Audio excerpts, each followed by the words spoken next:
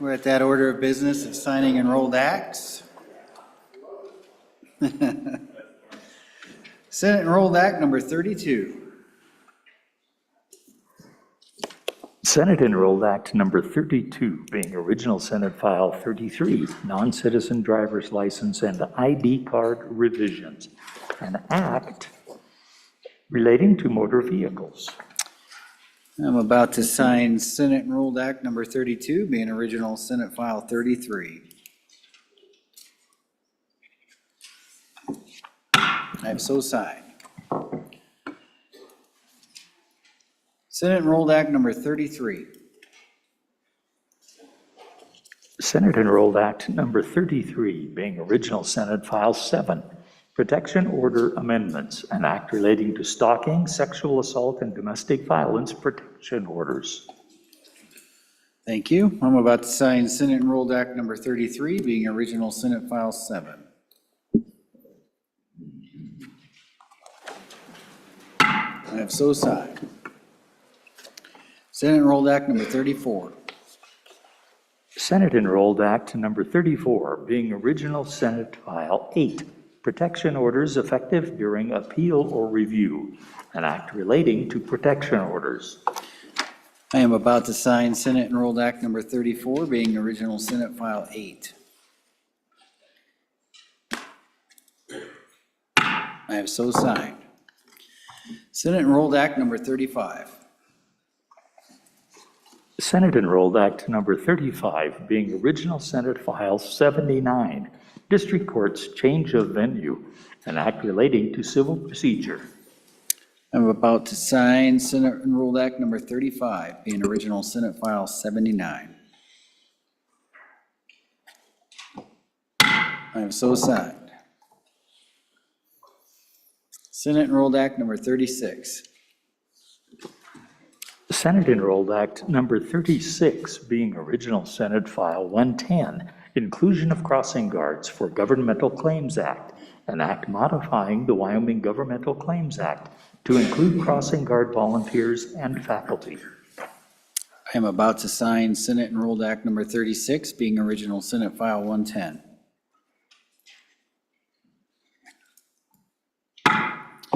I have so signed. Senate Enrolled Act number 37. Senate Enrolled Act number 37, being original Senate File 137, School Finance Cash Reserves, an act relating to school finance. I am about to sign Senate Enrolled Act number 37, being original Senate File 137. I have so signed. Senate Enrolled Act number 38. Senate Enrolled Act number 38, being original Senate File 179, Sage Grouse Compensatory Migration Amendments, an act relating to sage grouse implementation and mitigation credits. I'm about to sign Senate Enrolled Act number 38, being original Senate File 179.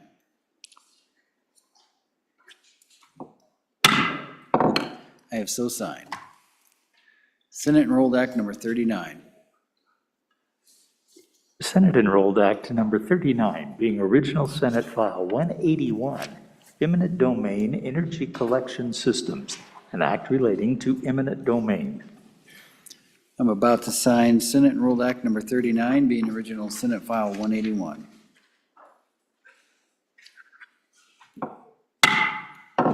I have so signed.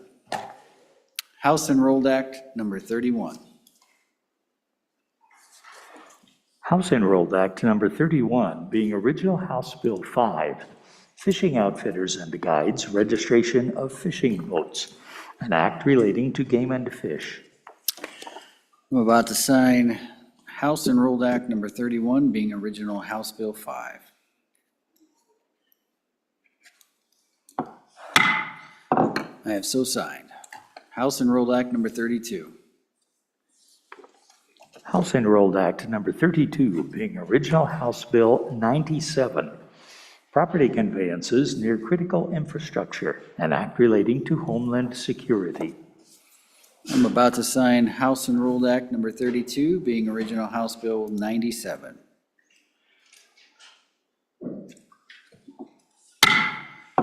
I have so signed. House Enrolled Act number 33.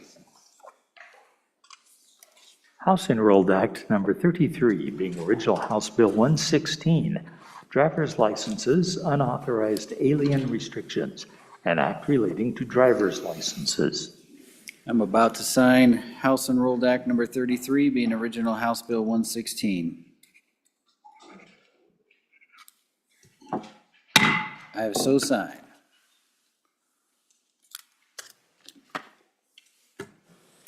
Messages from the House.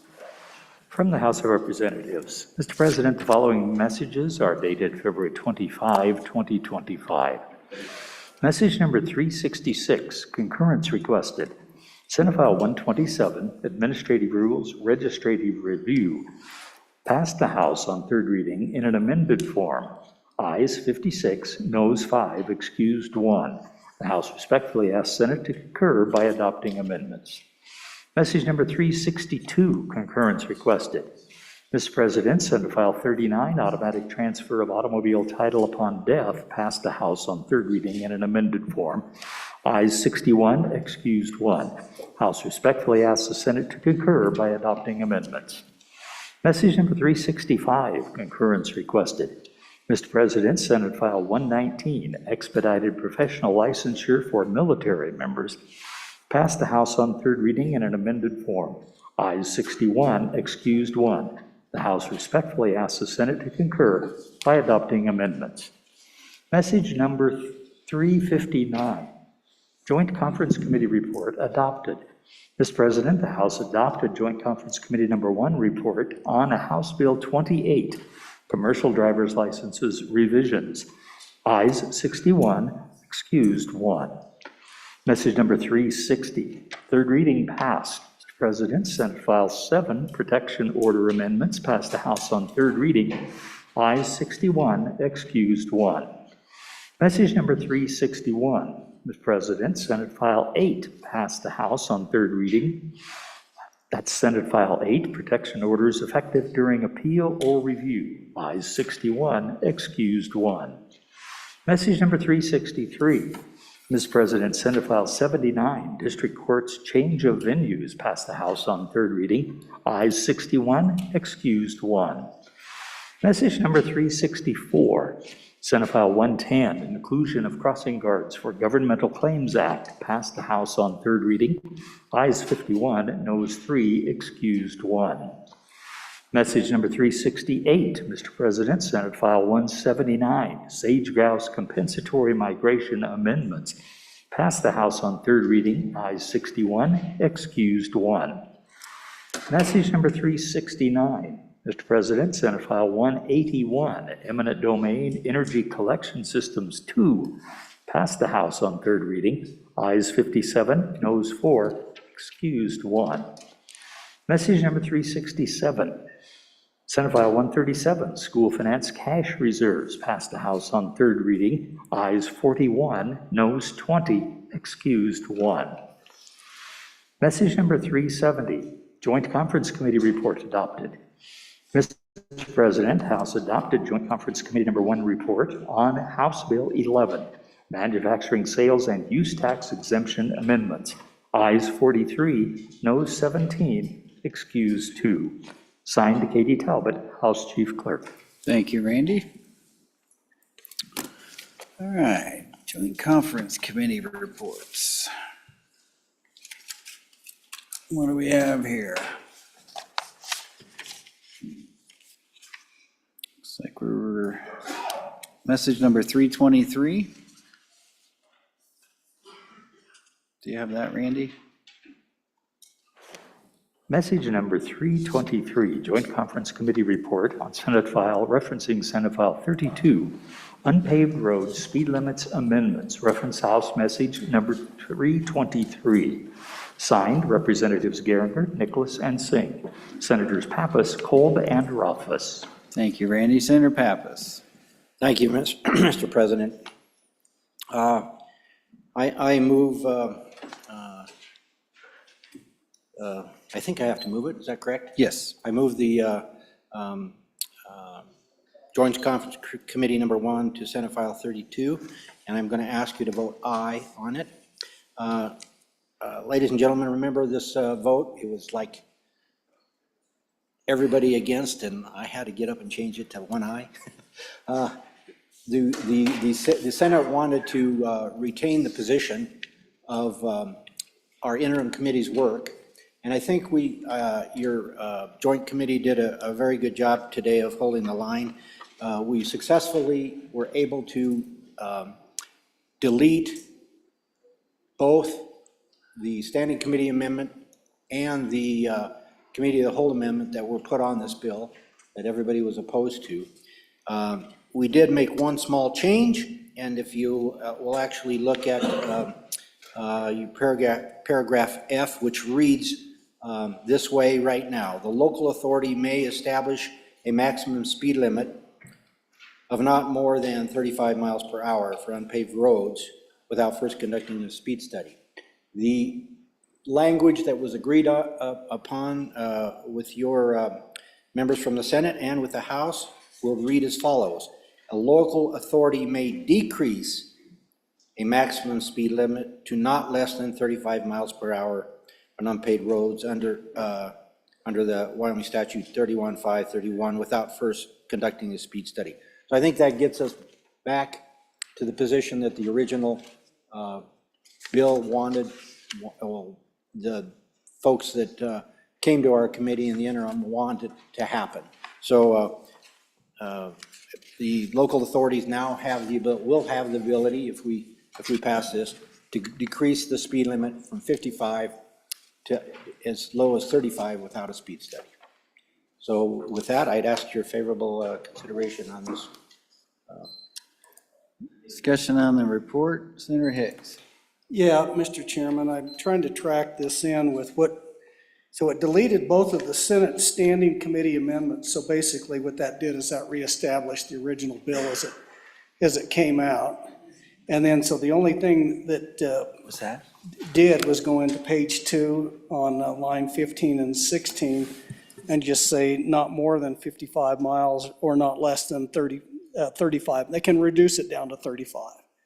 This still requires that you're going to have to, as the way I read the bill, says the department shall not promulgate rules that require a speed study before the local establishes a maximum speed limit for approved roads in accordance with subsection F. This is where we've amended that. So I'm just trying to understand whether we still have to do conduct a speed study before the county can change a speed limit. Again, I guess my concern is the cost and time to do these speed studies. But the way I read that, I'm reading that it's still going to have to do a speed study, unless you just go to 35.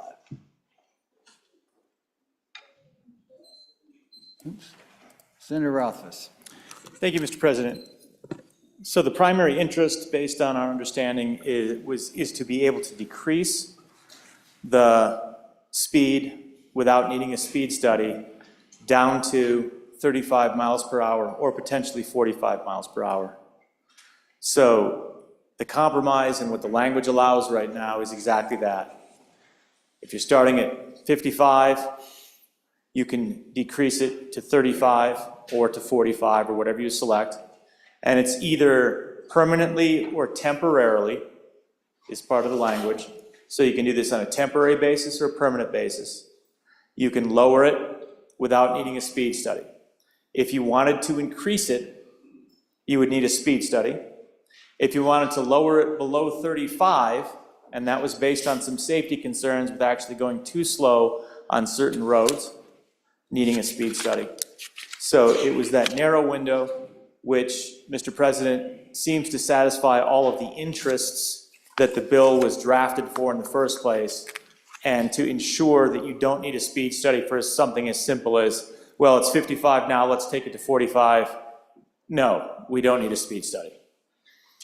Our understanding was this achieves all of the interests that the bill was set out to achieve, and does it in a way that is, I think, consistent with the interests of the Senate. Thank you. Senator Anderson, you're next.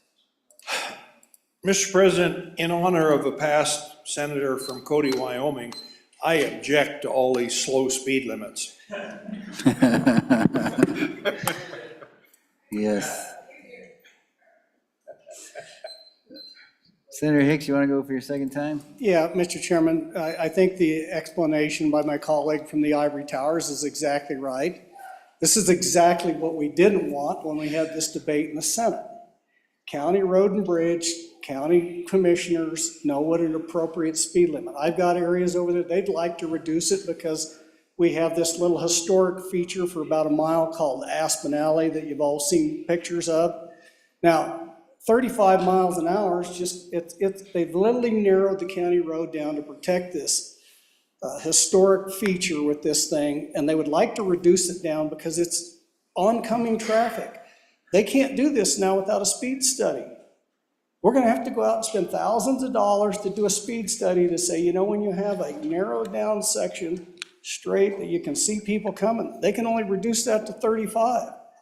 Well, you know, 35 this fast, 35 this fast, that's a 70-mile-an-hour head-on collision. This is common sense, folks. On and against concurrence. We ought to be able to allow those local road and bridge and those local county commissioners, if they need to lower a section of road on a corner or because you've got all these people coming on with access coming on from cabins or roads or whatever that is, we ought to allow a little common sense to prevail and allow those locally elected and those local maintenance and operations people a little discretion for their purposes, for public safety, to be able to reduce the speed limit below 35 miles an hour. I would vote against concurrence on this and send it back down here and say common sense should prevail for those local experts and those local elected officials to be able to go whatever below 55 they feel is appropriate for public safety versus having to mandate that they go out, hire a consultant or get the university to go out to do a speed study and then go to the highway commission to get that approved. I think it's just overkill and it's unnecessary. And if you really want local control about people that know what their county roads look like and what's appropriate, maybe we ought to reject this. Vote no on concurrence. First of all, we're voting on the conference committee report. This isn't a concurrence vote, just to be clear. Let's go to Senator Kolb. You haven't spoke yet. Let's go to you. Yeah, thank you, Mr. President. Yeah, obviously, this isn't an absolute perfect position, but it ended up being an improved position to where we started. The issue is, unfortunately, we're dealing with two bodies, and this was a compromise that we had that would allow that variation from 55 to 35. And I can assure you, my county is capable of making good decisions, and we have road engineer. This was something that improved where we were at. No, it's not the same bill we started with. No, I'm disappointed in that we didn't have complete latitude to let the local elected commission decide these things in consultation with whomever they thought was appropriate because they're elected. This was a compromise that improves the position of what we currently have. Is it perfect? No. Can we work on it in the future and probably improve it? Absolutely. But this is, I think, honestly, as good as we can get. It's not a bad compromise. It allows the latitude without a speed study like we were asking, but it just doesn't go below 35 miles an hour. So I think it's something that is an improvement over what we have. Notable, it is a substantial improvement, just not perfect. I encourage an aye vote on concurrence. Thank you, Mr. President. All right, thank you, Senator. Senator Rothfuss for your second time. Thank you, Mr. President. And I agree with exactly what the good senator just said, because honestly, our position was the position of the senator from Carbon County. That was the position we took, and we ended up compromising away from it. So I agree with that. But at this time, we have noticed that there is language missing from this version. It should say either permanently or temporarily. And we see now that as we're looking at the report that it does not have that language. So I think what we should do at this point, Mr. President, is ask the good senator to withdraw his motion and then it just goes back on the table effectively, and then we'll go get a corrected copy. We'll work down with the other chamber to get a corrected copy so that it reflects what we did vote on and what the committee report should say. If you feel that's in order, I'd ask the good senator to withdraw his motion at this time, and then we can bring it back. Thank you, Senator Rothfuss. Senator Pappas? Yes, I totally agree. There is language missing. I didn't catch it. So I ask to withdraw the motion. Okay, motion has been withdrawn. Put this back together here.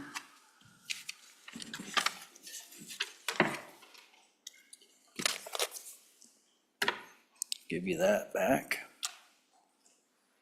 Do I have any more?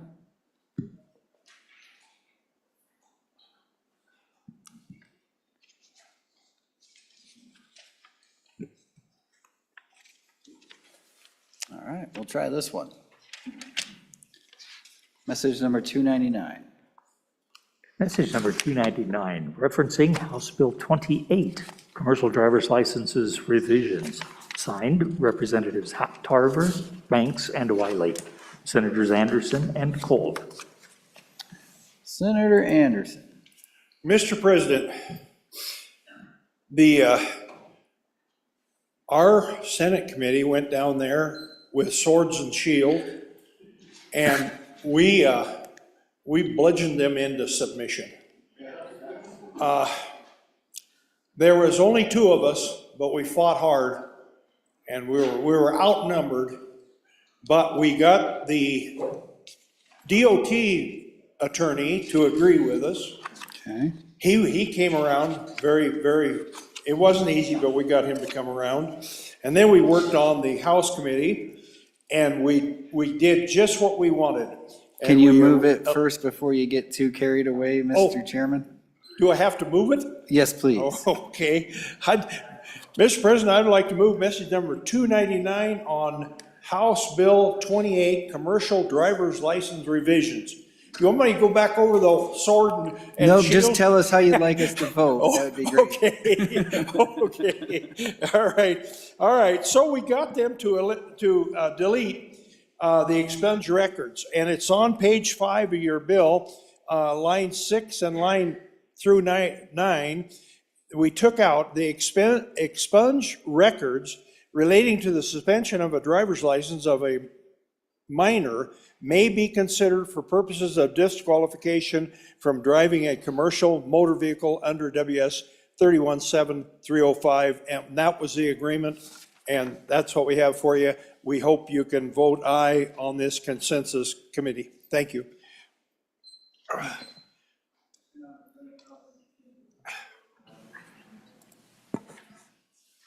You standing or, nope, okay. All right, seeing no discussion, the motion is that the Senate do adopt the Joint Conference Committee number 299 report referencing House Bill 28 and vote aye. Chief Clerk will call the roll. Joint Conference Committee number 1 report to House Bill 28. Anderson? Aye. Aye. Barlow? Aye. Boner? Aye. Brennan? Aye. Case? Aye. Cooper? Aye. Crago? Aye. Crum? Aye. Dockstetter? Aye. Driscoll? No. No. French? Aye. Garut? No. No. Hicks? No. No. Hutchings? No. No. Aye. Aye. Aye. Jones? Aye. Cole? Aye. Landon? Aye. Larson? Aye. McEwen? Aye. Aye. Nethercott? No. Olson? No. Pappas? Aye. Pearson? No. Rothfuss? No. Salazar? Aye. Schuler? Aye. Scott? Aye. Smith? Aye. Steinmetz? No. President Beitman? Aye. Aye. Case aye to no. Closing vote. Closing. Vote closed. Joint Conference Committee Report Number 1 to House Bill 28, 21 aye, 10 no. By your vote, you have adopted Joint Conference Committee Report Number 1 referencing House Bill 28.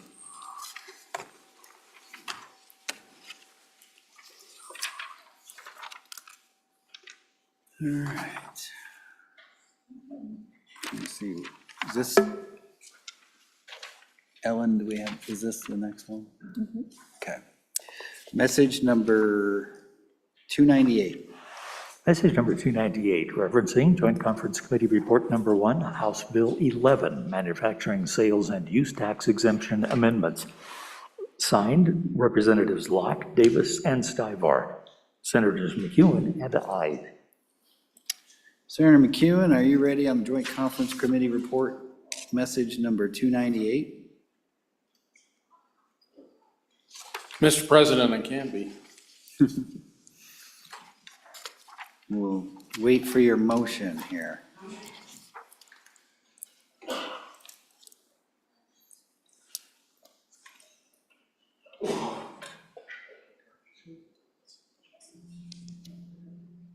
Mr. President, I move concurrence on message number 298, manufacturing sales and use tax exemption amendments. And I ask you to vote aye. And basically what it was. Senator McEwen, can you move the Joint Conference Committee Report? I think you read to concurrence. You want to, we're on the Joint Conference Committee Report. Is that?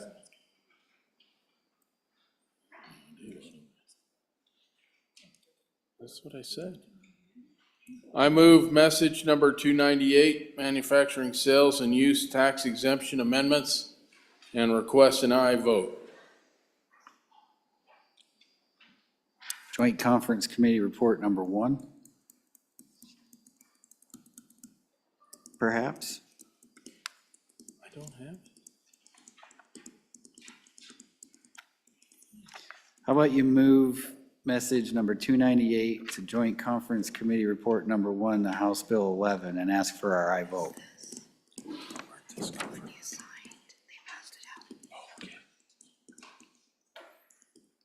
Now I'm really confused. Yeah, that's it. Okay. I move Joint Conference Committee Report 1 to message number 298, manufacturing sales and use tax exemption amendments.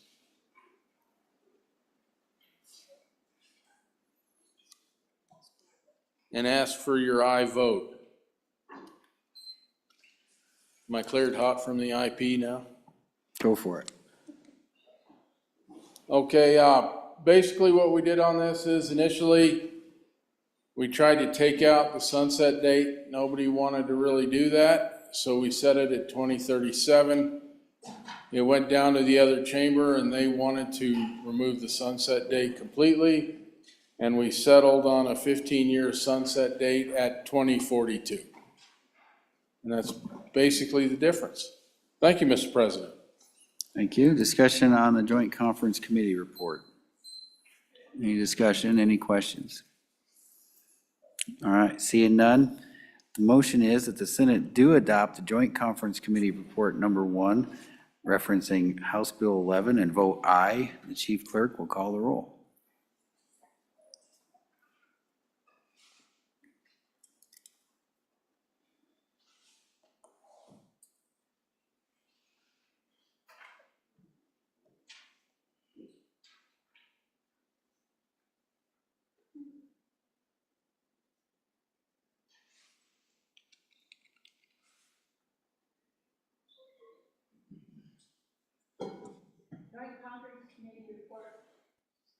Joint Conference Committee Report Number 1 to House Bill 11. Roll call. Anderson?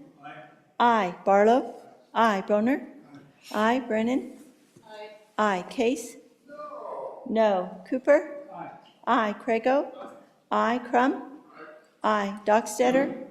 Aye. Driscoll? Aye. French? Aye. Guru? Aye. Hicks? No. No. Hutchings? Aye. Ide? Aye. Jones? Aye. Kolb? Aye. Landon? Aye. Larson? Aye. McEwen? Aye. Nethercott? Aye. Olson? Aye. Pappas? Aye. Pearson? Aye. Rothfuss? No. Salazar? Aye. Schuler? Aye. Scott? No. Smith? Aye. Steinmetz? Aye. President Beitman? Aye. Aye. Closing vote. Closing. Vote closed. House Bill 11 Joint Conference Committee Report Number 1, 27 aye, 4 no. By your vote, you have adopted Joint Conference Committee Report Number 1 referencing House Bill 11. Okay. Oh, now we have concurrences.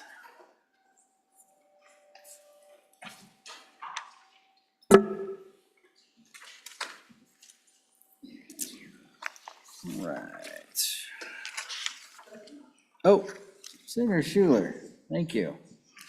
Thank you, Mr. President. Sorry to ruin the flow here, but No, I was you're wondering good. if I could request to re-refer House Bill 200 engrossed parent rights amendments to TRW. House Bill 200, what was the catch title again? Engrossed parents' rights amendments. Parents' Rights Amendments, We're running out of time, so yes. To Committee Number 6, Travel, yes. okay. Absent objection, House Bill 200, Parents' Rights Amendments has been re-referred to Committee Number 6, Travel. Do we have any other re-referrals before I get going on these concurrences? Okay. All right.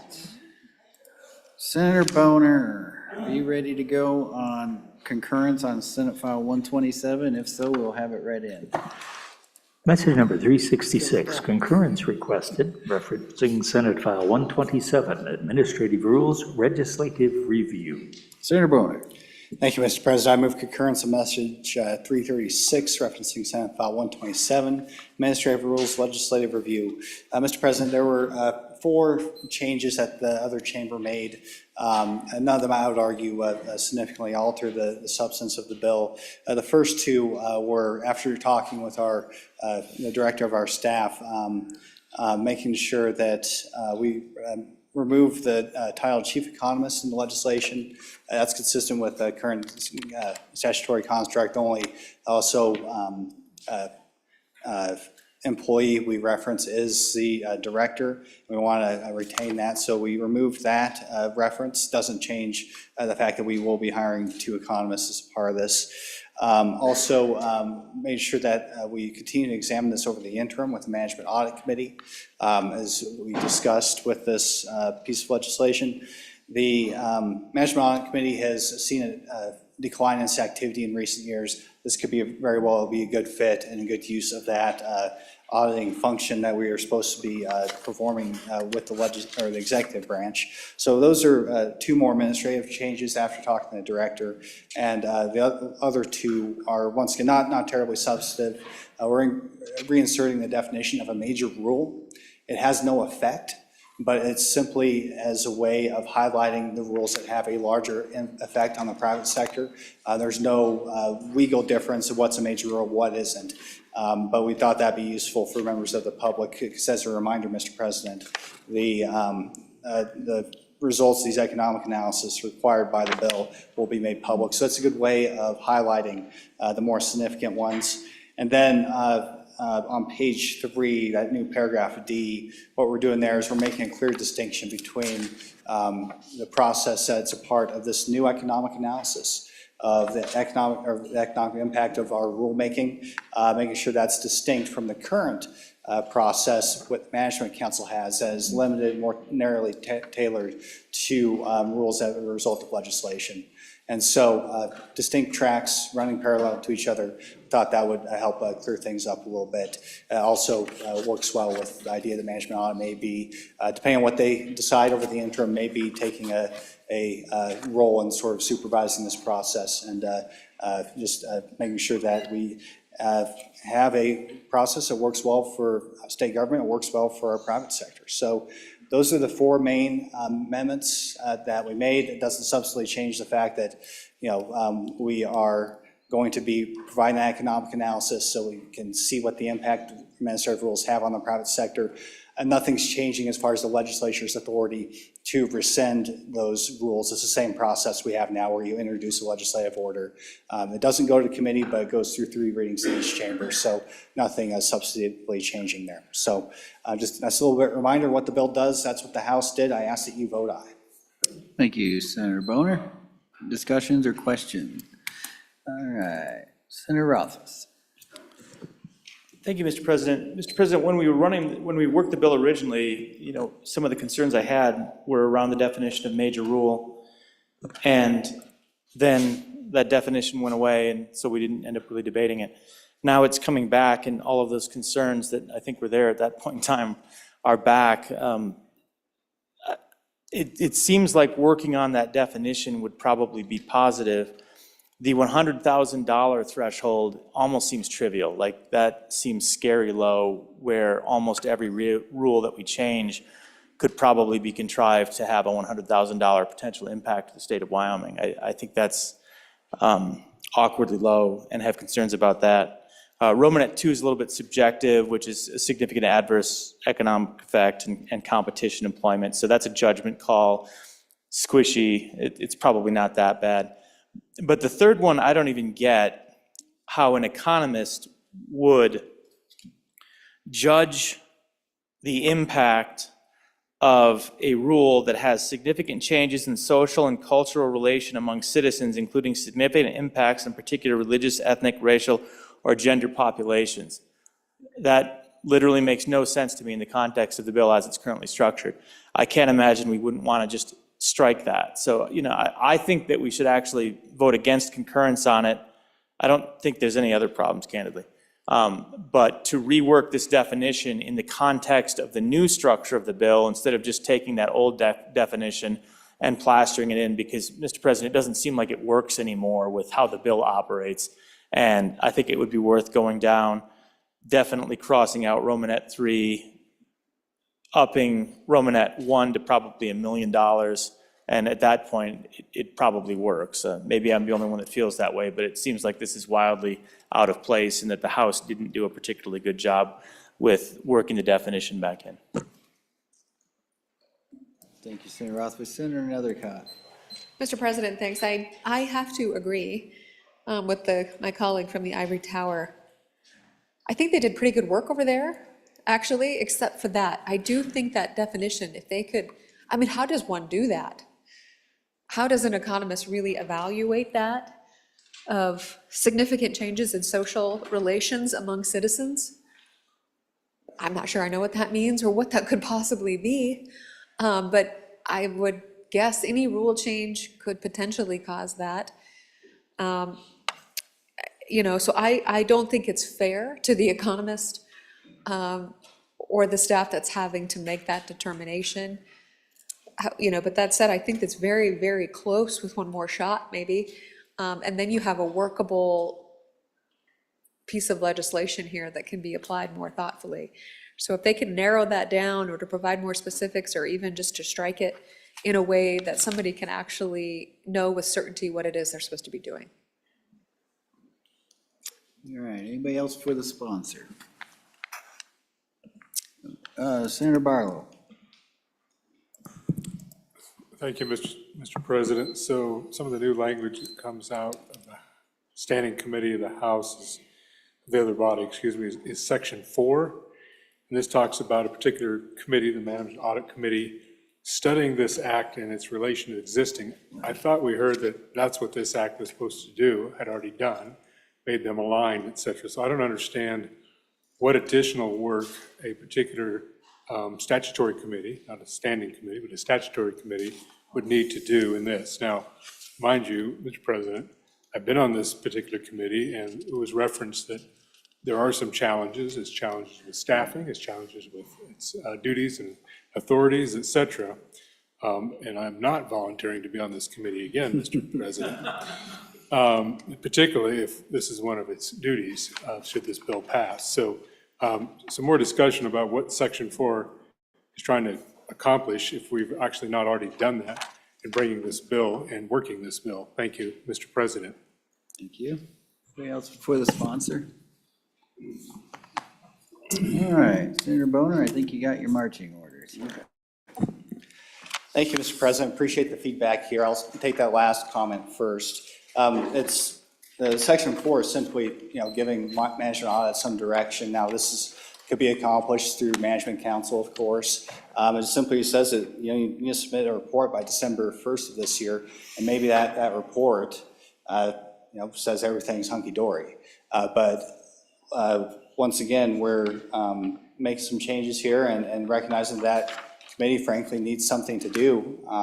It's just, taking a hard look at, how exactly this would interact with the current management audit functions in the LSO, which I think was referenced, are minimal if they even exist at all. It's been a couple years since my colleague from Campbell County and I served on that committee together, but I seem to remember we were struggling to perform the traditional functions. So that's all that it is. It's no guarantee of any particular outcome. It's just saying, let's take this in context of everything else that's happening within the functions of that committee. And this is something that our director and I talked about, and I happen to agree that's a good process to go over the next couple of months. As far as the definition of major rule, to be clear, when we took out that definition before, we also took out its meaningful distinction, and that before, you'd had to be a major agency rule in order for the legislature to have the ability to effectively nullify it without doing anything.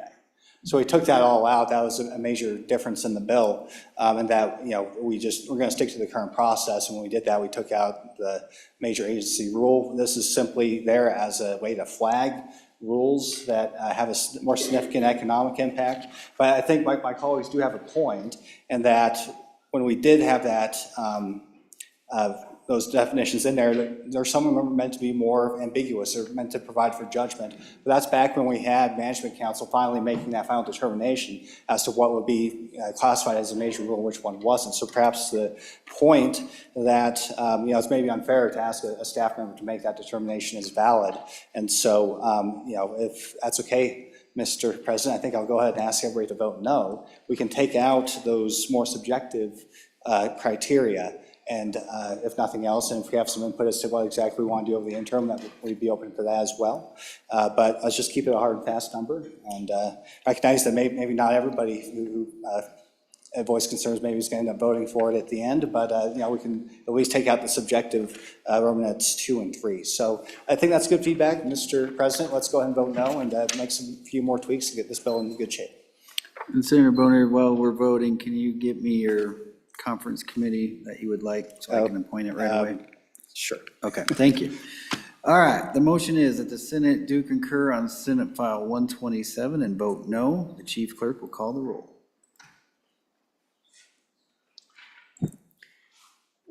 Concurrence roll call vote, Senate File 127. Anderson? No. Barlow? No. Boner? No. Brennan? No. Case? No. Cooper? No. Crago? No. Crum? No. Dockstader? No. Driscoll? No. French? No. Guru? No. Hicks? No. Hutchings? No. Ide? No. Jones? No. Cole? No. Landon? No. Larson? No. McEwen?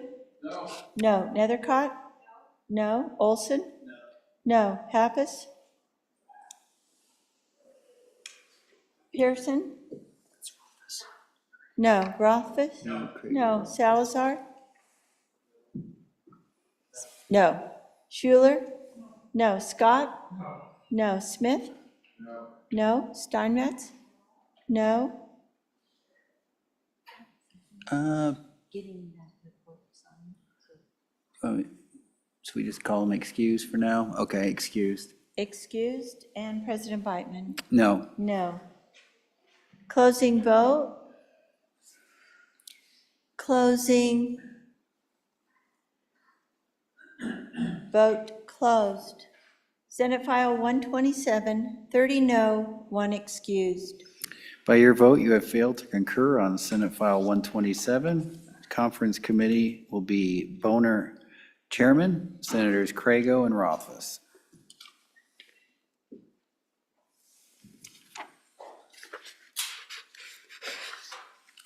Okay. Boy, they just keep coming.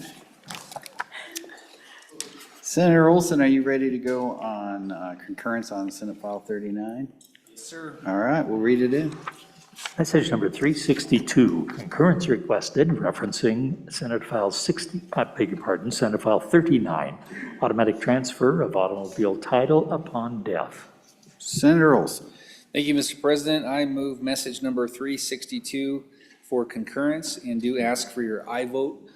Remember, folks, this bill is the bill that allows you to put a beneficiary on an auto title. When it went across to the other side, the association that represents our clerks weighed in, and they actually brought some good information in two different places, excuse me, in the bill. So there's 3 things that were amended in the bill. The first was just to clarify that when you're providing records to the clerk, you can provide a copy or an original. The second was when you're providing proof of death for the vehicle, you are specifically providing a death certificate. They wanted that exact language in there. And then the third change in this bill actually came from the insurance industry. We had brought in another statute on transfer on death deeds 2-18-103. And when we brought that statute into this bill, we brought some language about carrying over insurance that applies to houses. But it is complicated and doesn't seem to work as well with vehicles. So the insurance industry asked that we take that out, and I agreed with that. So, Mr. President, those are the 3 changes to this bill, and I would ask for an aye vote. Thank you, Senator Olson. Discussion? Any discussion, any questions? All right, the motion is that the Senate do concur on Senate File 39 and vote aye. Chief Clerk will please call the roll.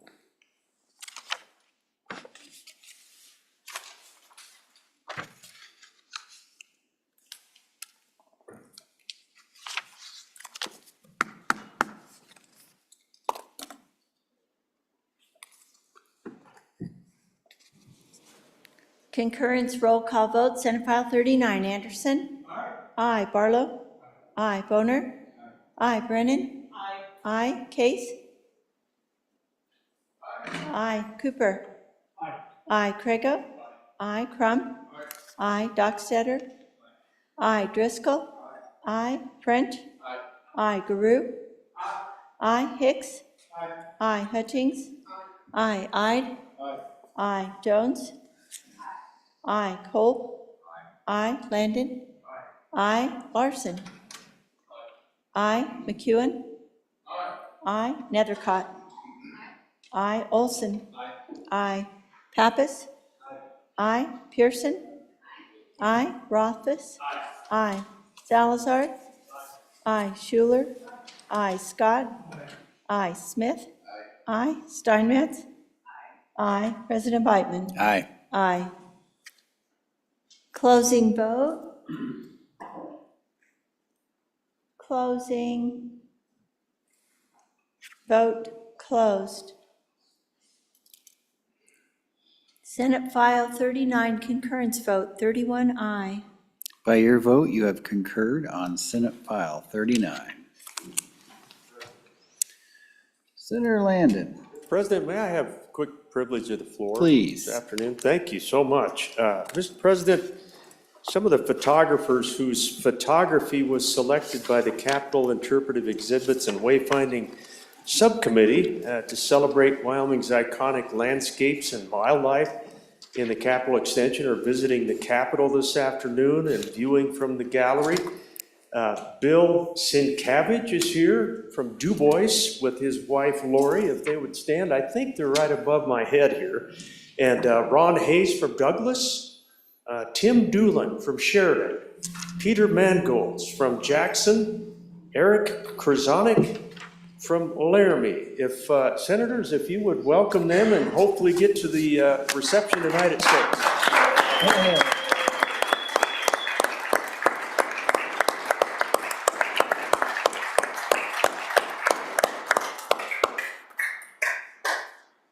Thank you, Mr. President. Thank you, Senator Landon, for all your work on that, and thank you, photographers. It has really spiced up or spruced up the meeting room down there, and it's just beautiful. And your work is fantastic, so we appreciate you guys. So, all right. Well, Ellen keeps giving me more reports here. Yeah, Ellen, come on now. Joint Conference Committee reports. Looks like message number 323. Message number 323, referencing Senate File 32, Unpaved Roads Speed Limits Amendments, Joint Conference Committee Report. Signed, Representatives Geringer, Nicholas, and Singh, Senators Pappas, Kolb, and Rothfuss. Senator Pappas, let's try this again. Thank you, Mr. President. I move Joint Conference Committee report on Senate File 32, Unpaved Road Speed Limits Amendments, referencing House Message number 323, and again, ask for your concurring, your favorable vote. Ladies and gentlemen, we now have the corrected language, and all we did, the language that was missing was the words permanently or temporarily. So basically, we're replacing established, putting in permanently or temporarily decreasing this a maximum speed limit to not more than 35 miles per hour. I think we had the debate on it earlier. I would welcome any further debate, but ask for your aye vote. All right, thank you. Discussion on the Joint Conference Committee report. Okay, the motion is that we adopt Joint Conference Committee report number 1 and vote aye. Chief Clerk will call the roll. Joint Conference Committee Report Number 1 to Senate File 32. Anderson? Aye. Barlow? No. Boner? Aye. Brennan? No. Case? Aye. Cooper? Aye. Crago? No. Crum? Aye. Dockstetter? Aye. Driscoll? No. French? Aye. Garou? Aye. Hicks? No. Hutchings? No. Ide? No. Jones? Aye. Cole? Aye. Landon? Aye. Larson? No. McEwen? No. Nethercott? No. Olson? Aye. Pappas? Aye. Pearson? No. Rothfuss? Aye. Salazar? No. Schuler? Aye. Scott? Aye. Smith? No. Steinmetz? No. President Beitman? No. No. Closing vote. Dockstetter, aye to no. Cooper, aye to no. Landon, aye to no. Crum, no. Olson, no. Jones, no. Closing vote. French, no. Closing. Vote closed. Joint Conference Committee 1 on Senate File 32, 9 aye, 22 no. By your vote, you have failed to concur on Joint Conference Committee report number 1, the Senate File 32.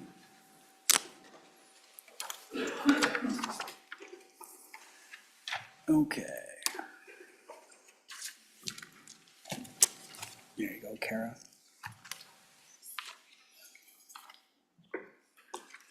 All right. Randy, do you have any reports from standing committees? Mr. President, the following reports are dated February 25, 2025. Committee number 5, Agriculture, State and Public Lands and Water Resources, to whom is referred House Bill 63 engrossed, Working Animal Protection Act, respectfully reports same back to the Senate with a recommendation that it do pass amended. Ayes, Senators French, Ide, McEwen, and Pearson. No, Senator Craigo. Senator French, Chairman. Committee number 6, Travel, Recreation, Wildlife, and Cultural Resources, to whom was referred House Bill 299 engrossed, Online Sports Wagering Amendments, respectfully reports back to the Senate with a recommendation that it do pass amended. Ayes, Senators Boner, Jones, Landon, Schuler. No, Senator Hicks. Senator Landon, Chairman. Committee number 5, Agriculture, State and Public Lands and Water Resources, to whom was referred House Bill 90 engrossed, Anthrax Outbreak Protocol, respectfully reports same back to the Senate with a recommendation that it do pass amended. Ayes, Senators Craigo, French, McEwen, and Pearson. No, Senator Ide. Senator French, Chairman. Committee number 7, Corporations, Elections, and Political Subdivisions, to whom is referred House Bill 144 engrossed, County Canvassing Board, respectfully reports same back to the Senate with a recommendation that it do pass amended. Ayes, Senators Boner, Dockstader, Landon, and Steinmetz. No, Senator Case. Senator Case, Chairman.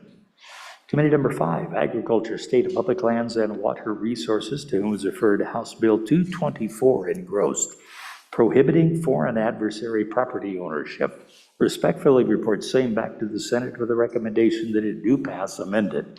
Ayes, Senators Craigo, French, Ide, McEwen, and Pearson. Senator French, Chairman.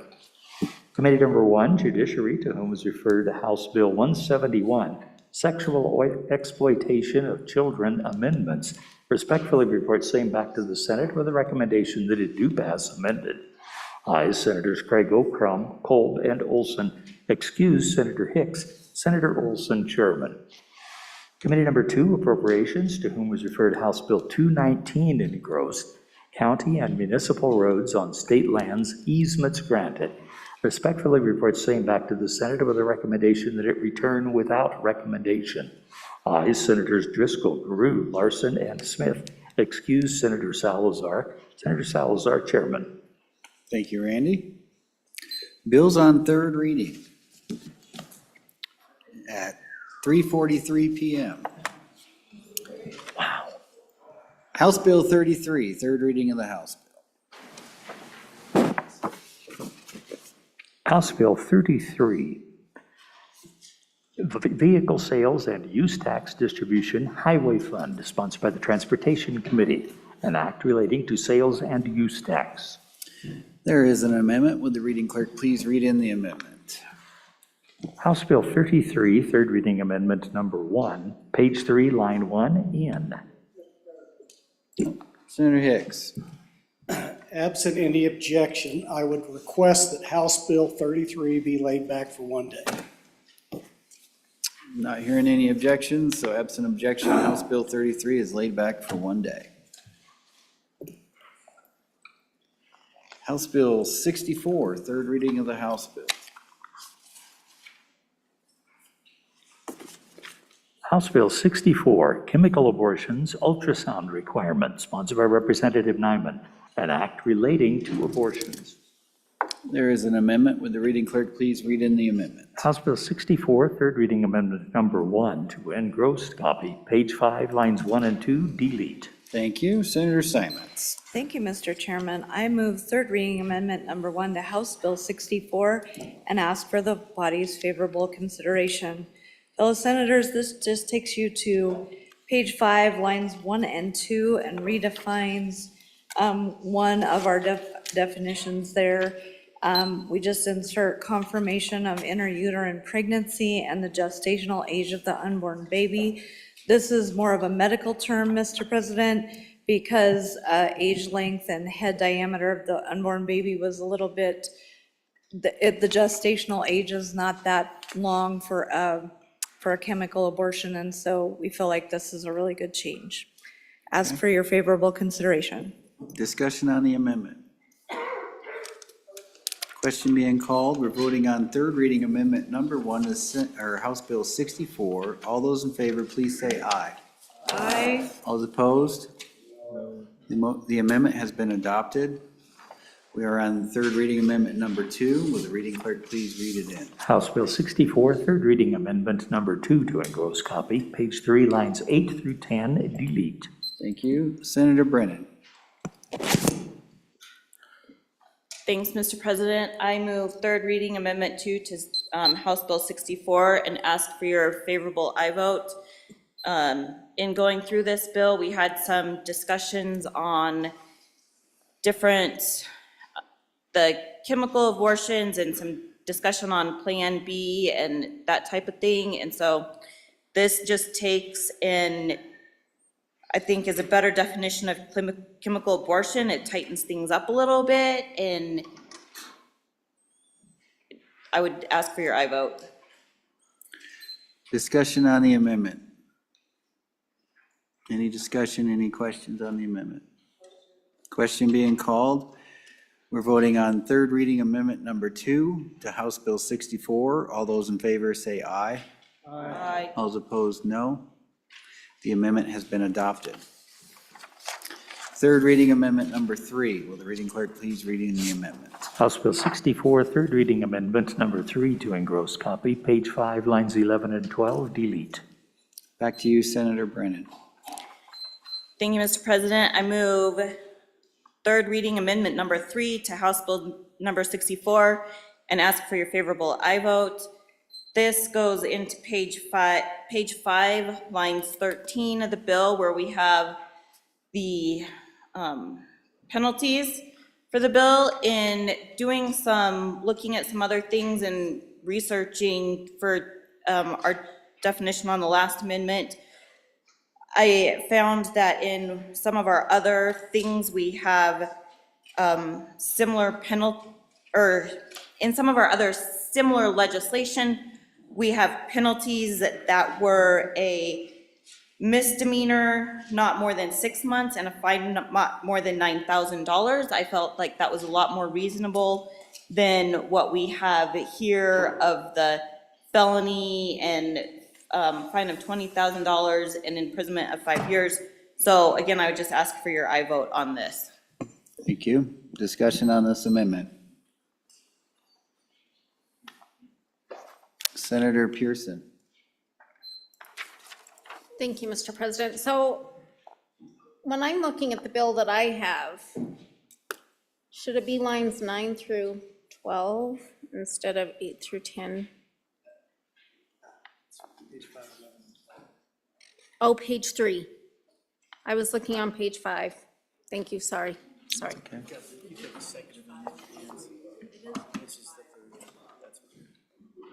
Okay, sorry. Okay. Any further questions or discussion? Hearing none. Assuming you're ready to vote, we're voting on third reading amendment number 3 to House Bill 64. All those in favor say aye. Aye. All those opposed, no. That amendment has been adopted. We are now back on the bill. Discussion on the bill. Senator Case. Thank you, Mr. President. I would urge us to resist this bill. You know, I think we sometimes think we're the school board, and we're not very good at that. But I think we're actually worse at being the Board of Medicine. And, Mr. President, I know this is a very dear subject to so many people, but that's why we have a Constitution that's bigger than us and bigger than the laws that we pass. And a Constitution that says, Section 38, Article 2, each competent adult shall have the right to make his or her own healthcare decisions. We're inserting ourselves in that right, Mr. President. We don't belong here. We don't belong here at all. And Mr. President, if you find that somehow these are reasonable and within the realms of the legislature, let me suggest that you also go to Article 1, Section 7. No absolute arbitrary power. Absolute arbitrary power over the lives, liberty, and property of free men exists nowhere in a republic, not even in the largest majority. This is the Senate and the Wyoming legislature exercising absolute power, going against the professional boards that we've established, going against licensing procedures, going against a constitutional amendment that guarantees persons the right to make their own healthcare decisions. Each of us took the oath to uphold the Constitution of the United States and the Constitution of this state. If you don't like what the Constitution says, you have the right to change it. Change it. We can debate that. Thank you, Mr. President. Thank you, Senator Case. Let's go over to Senator McEwen next. Thank you, Mr. President. I'd just like to point out, we keep quoting the first sentence of Section 38. We kind of ignore the very next sentence. The parent, guardian, or legal representative of any other natural person shall have the right to make health decisions for that person. So if you're a minor, that still makes you a person. You just have somebody else making your healthcare decisions. And I guess it just defines in your mind, when does life start? And then it becomes criminal if you do anything after that. Thank you, Mr. President. Let's go to you, Senator Hutchings. Thank you, Mr. President. Also in Article 1, Section 38, Section C, the legislature may determine reasonable and necessary restrictions on the rights granted under this section to protect the health and general welfare of the people or to accomplish the other purposes set forth in the Wyoming Constitution. In our U.S. Constitution, the Declaration of Independence states that governments were instituted to protect life. And everybody knows that most of us don't like abortion. We just hate it with a passion. And I think it's our right and desire to try to do everything we can to either stop it or make it as safe as possible. A young lady taking this pill, I can just imagine any of you fathers that have daughters, would you want her to take a pill not knowing whether or not she was indeed pregnant? With that, Mr. Chairman, I ask that we vote yes on this. Thank you. Thank you. Over to you next, Senator Roberts. You want to, let's go over to charts, our Senator Scott, since he got up, and we don't want to have to make him get up and down. Mr. President, just very briefly on and against this bill, 2 reasons. This is, it's an anti-abortion bill, and I've spoken on these many times. I respect the opinions of the majority here that think a person is created at conception. My church doesn't believe that, believes that it's created at birth and that the mother has rights before then. That's just, Mr. Chairman, I know that's just a deep disagreement, but I think that this does violate the First Amendment to the U.S. Constitution by imposing the views of one particular set of religions on the rest of us. So against the bill for that reason. Second, Mr. President, on a practical note, we're having a shortage of doctors in Wyoming that do obstetrics, gynecology. The major reasons are economic and tort liability. This is the number 3 reason, though, and it is exacerbating our problems in those areas, Mr. President. On and against the bill. All right, back over to you, Senator Rothfuss. Thank you, Mr. President. On and against the bill. There are a few real concerns with this bill, and I don't think this bill is particularly well written and thought through in terms of even accomplishing the objective that it's trying to. But the idea that this is about protecting healthcare, protecting the health of the woman, is just not consistent with the nature of the bill and the actions of the bill. The 48-hour required waiting period is clearly structural inconvenience. That's its purpose. Its purpose is to make it challenging for a woman to have to show up, get an ultrasound, then return home for 2 days, and then show up again. Particularly, Mr. President, in a rural state, that is going to be challenging for those that do not live near their healthcare facility. The idea is really to just make it painful and expensive and difficult, trying to use statute to make healthcare a structural barrier to being achieved. At the same time, Mr. President, the idea of forcing and requiring a transvaginal ultrasound on a woman, which is not the standard of care, it is not needed, it is not recommended, and is not what a doctor would do in a standard engagement with their patient. It is the legislature forcing a healthcare policy on a woman against potentially her wish and her healthcare provider's wish, once again, to just lead to higher expenses, more inconvenience, and in this case, really a violation of privacy, where you're forcing a woman to have a transvaginal ultrasound against her wishes. That is significant and meaningful. And Mr. President, really contrary to Article 1, Section 38 of the Constitution. And again, the irony is we keep stopping short of the good part. The good part is the D provision, which hasn't yet been read. The state of Wyoming shall act to preserve these rights from undue governmental infringement. Mr. President, that's our job. We're the government that is supposed to be there for the people to preserve these rights from undue governmental infringement. And yet here we are bringing legislation that is unreasonable, irrational, and medically unjustified undue infringement. This is the poster child for what Article 1, Section 38 obligates us to protect against.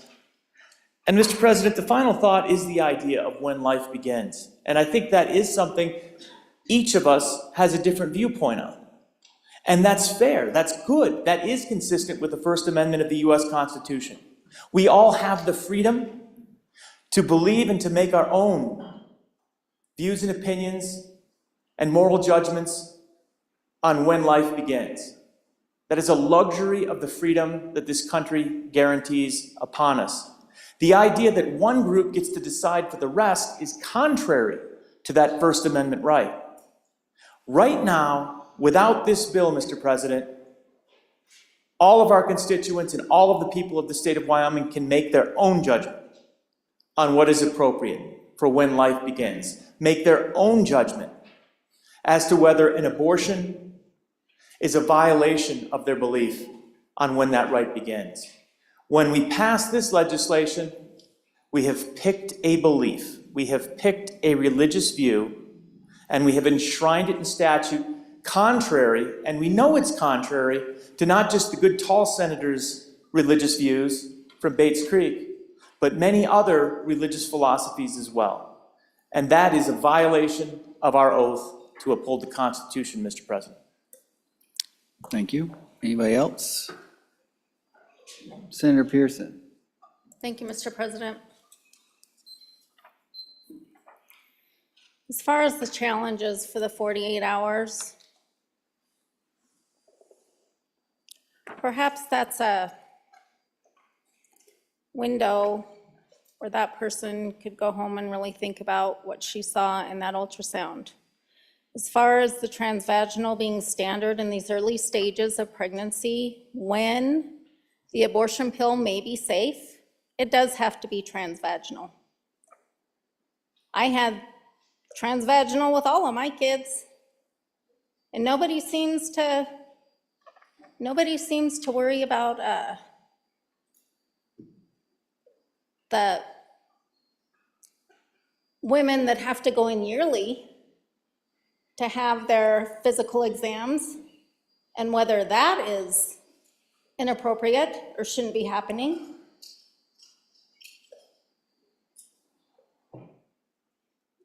I'm going to be on the side of life. I don't think that this bill creates more challenges than we're experiencing every day. And so, thank you, Mr. President. Thank you. Thank you. Anybody else wish to speak on the bill? Okay, question being called.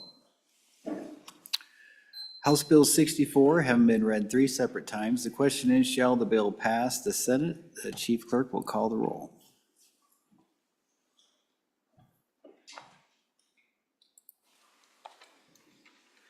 Third reading roll call, House Bill 64. Anderson? No. Barlow? Aye. Boner? Aye. Brennan? Aye. Case? No. Cooper? No. Craigo? Aye. Crum? Aye. Dockstader? Aye. Driscoll? No. French? Aye. Guru? No. Hicks? Aye. Hutchings? Aye. Ide? Aye. Jones? Aye. Kolb? Aye. Landon? No. Larson? Aye. McEwen? Aye. Nethercott? Aye. Olson? Aye. Pappas? Aye. Pearson? Aye. Rothfuss? No. Salazar? Aye. Schuler? Aye. Scott? No. Smith? Aye. Steinmetz? Aye. President Beitman? Aye. Aye. Closing vote? Cooper, no to aye. Closing. Vote closed. House Bill 64, 24 aye, 7 no. House Bill 64 having received the affirmative vote of the majority of the members elected to the Senate, House Bill 64 has passed the Senate. House Bill 242, third reading of the House Bill. House Bill 242, Manufacturers and Dealers of New Trailers Changes, sponsored by Representative Tarver, an act relating to motor vehicles. Discussion on the bill. Any discussion? Question being called. House Bill 242 having been read 3 separate times, the question is, shall the bill pass? The chief clerk will call the roll. Third reading roll call, House Bill 242. Anderson? Aye. Barlow? Aye. Boner? Aye. Brennan? Aye. Case? Aye. Cooper? Aye. Craigo? Aye. Crum? Aye. Dockstader? Aye. Driscoll? Aye. French? Aye. Guru? Aye. Hicks? Aye. Hutchings? Aye. Ide? Aye. Jones? Aye. Kolb? Aye. Landon? Aye. Larson? Aye. McEwen? Aye. Nethercott? Aye. Olson? Aye. Pappas? Aye. Pearson? Aye. Rothfuss? Aye. Salazar? Aye. Schuler? Aye. Scott? Aye. Smith? Aye. Steinmetz? Aye. President Beitman? Aye. Aye. Closing vote. Closing. Vote closed. House Bill 242, 31 aye. House Bill 242 having received the affirmative vote of the majority of the members elected to the Senate, House Bill 242 has passed the Senate. House Bill 316, third reading of the House Bill. House Bill 316 engrossed, School Finance Model Recalibration 2, sponsored by the Management Council, an act relating to school finance. Madam Majority Floor Leader. Mr. President, absent objection, I request that House Bill 316, School Finance Model Recalibration 2, be laid back for 1 day. Hearing no objection, House Bill 316 is laid back for 1 day. Right.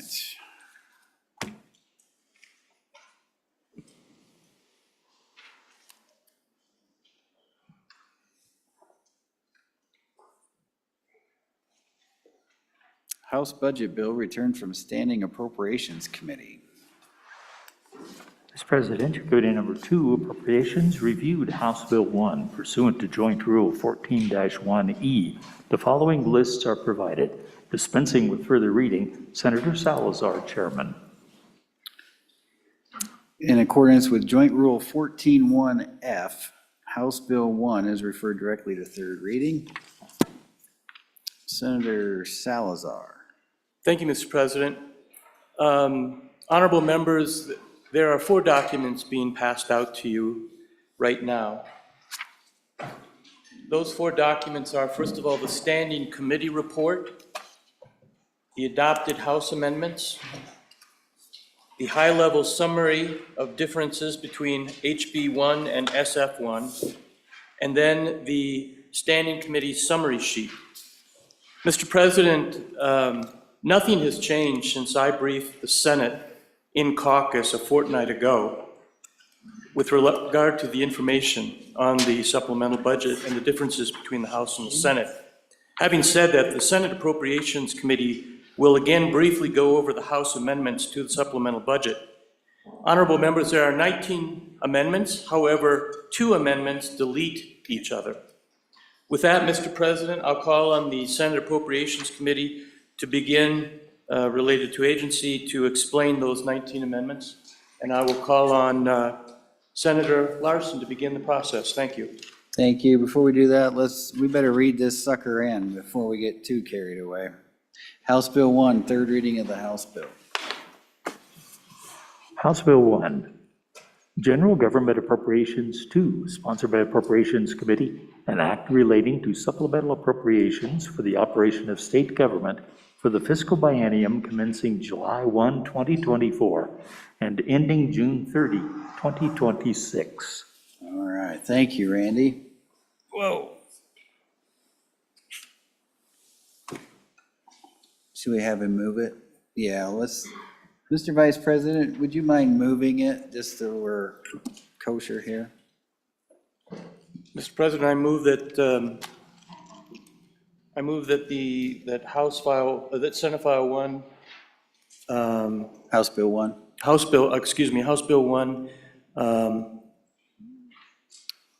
be moved. Okay. And with that, Mr. President, I call on Senator. All right, Senator Larson. Thank you, Mr. President. I get the easy ones, the first 5. These are identical amendments that we had made, so I'll go through them real quick. House third reading, number 4, Heiner brought, and then we brought an identical Senate third reading. Number 2, Hicks brought. It is in the A&I agency, Human Resource Division. And it adds footnote number 3, specifying a portion of the general file appropriation may be used in order for the Department of A&I to report to the Joint Appropriations Committee of all full-time equivalent and part-time equivalent employees authorized to work from alternate locations, including the days employees worked at alternate locations. Shall I proceed? Are there any questions? Well, let's go through them, and then if anybody has Okay. any questions on the 4 you're doing here, then we'll take Thank them all you. at once. Thank you, Mr. President. The second one is third reading amendment number 7 Eklund brought, and third reading number 3 that Larson brought. And this deals with the Department of Agriculture. You can see the programs that are there. Many of those are like the Weed and Pest Control, Wyoming Beef Council, Consumer Protection Division, Wyoming Wheat Marketing Commission, Dry Bean Commission, and Leaf Cutter Bee. You can see the reduction in other funds. These are special revenue funds.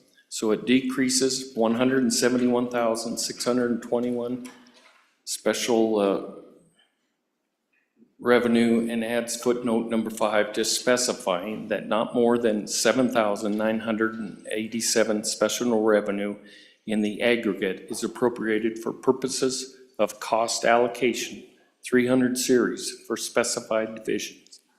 These are, this locks in the 2023 levels. The next item is Second reading amendment number 8, Winter brought. Second reading amendment number 5, Hicks brought. In the State Parks Cultural Resources Program, General Fund, $35,000. It increases $35,000 from the general fund and adds footnote number 8, specifying that this one-time appropriation is for purposes of retrieving, developing, and curating a display for the 1893 Yellowstone National Forest Reserve Survey Party Tree Inscription. The next item is second reading amendment number 19, Lloyd Larson brought, and second reading amendment number 11, Landon brought, in the Department of Health, Behavioral Health Division. It increases $4 million general funds and adds footnote number 19, specifying that this appropriation is for the purposes of services to preschool children with disabilities. This appropriation shall be included in the standard budget for the immediately succeeding biennium. And the fifth one is second reading amendment number 33, Heiner brought, and second reading amendment 26 that Dockstader brought. It's in the section 300s. It's a large project energy matching funds. It actually just adds language. It adds subsection H and J specifying $10 million from the LSRA is for the design and engineering of a project physically located within Wyoming that burns, combusts, or gasifies Wyoming coal.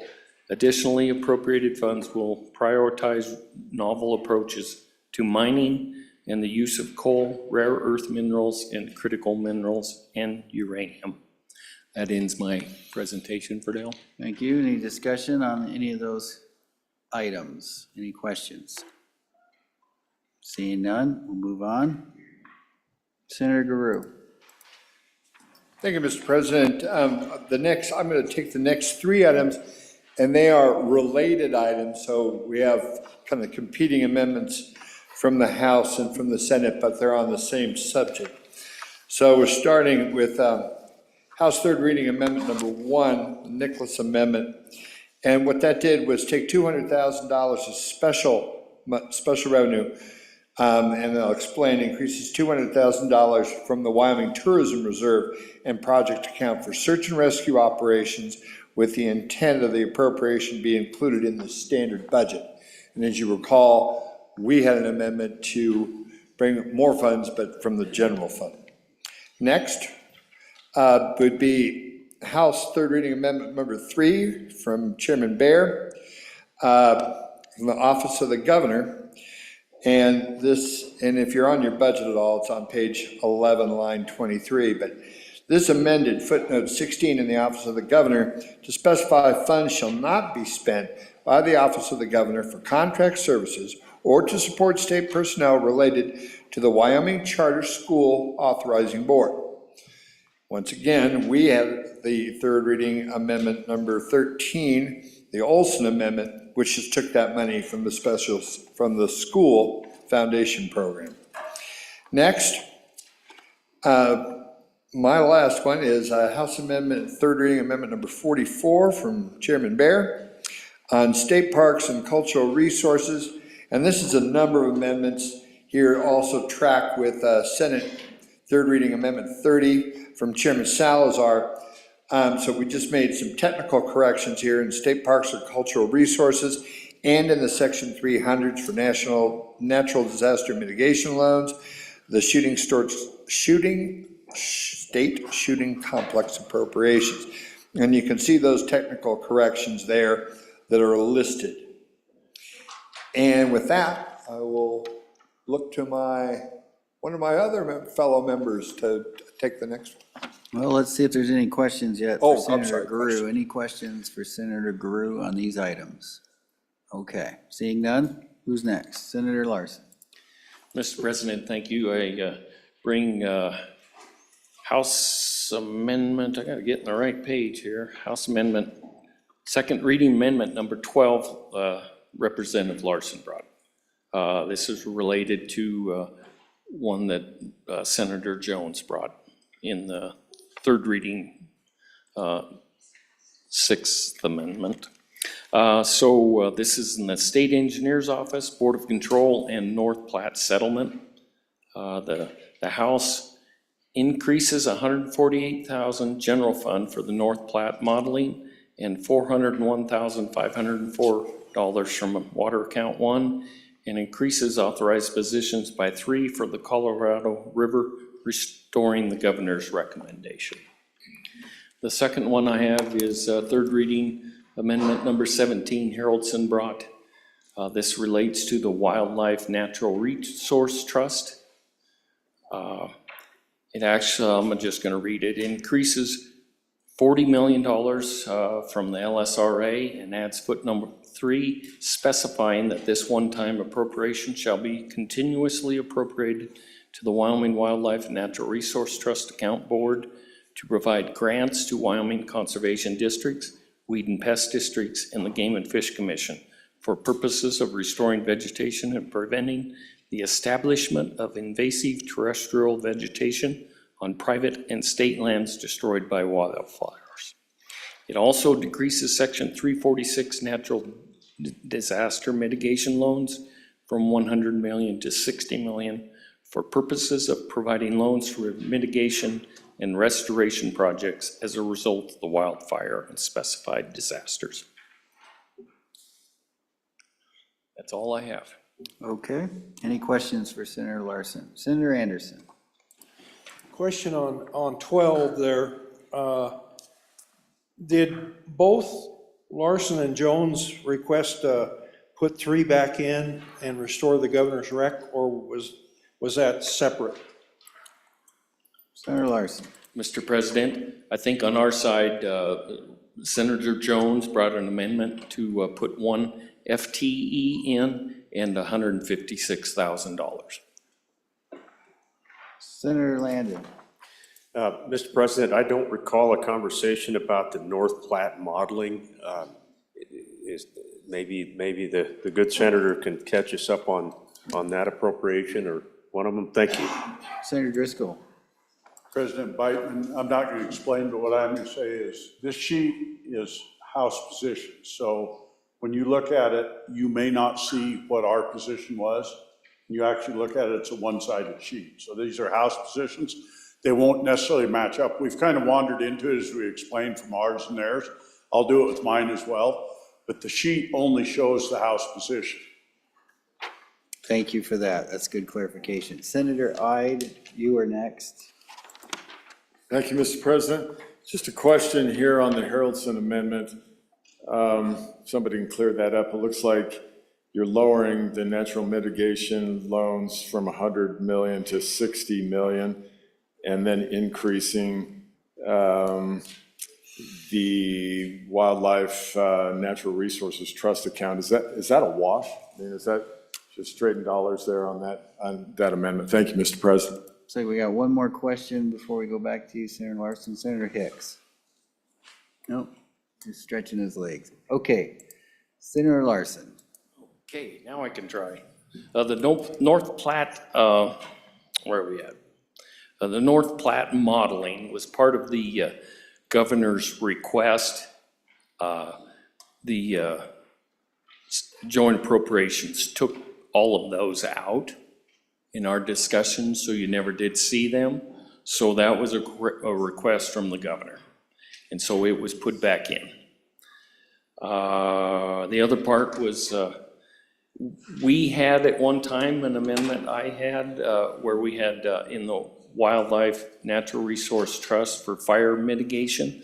At one point, we had 40 million for grant and 60 million for loan. And it was changed, but the House came up with the same type of arrangement. Okay. Further questions? Senator French. Thank you, Mr. President. On that House 317, on the top there where it says increase is $40 million.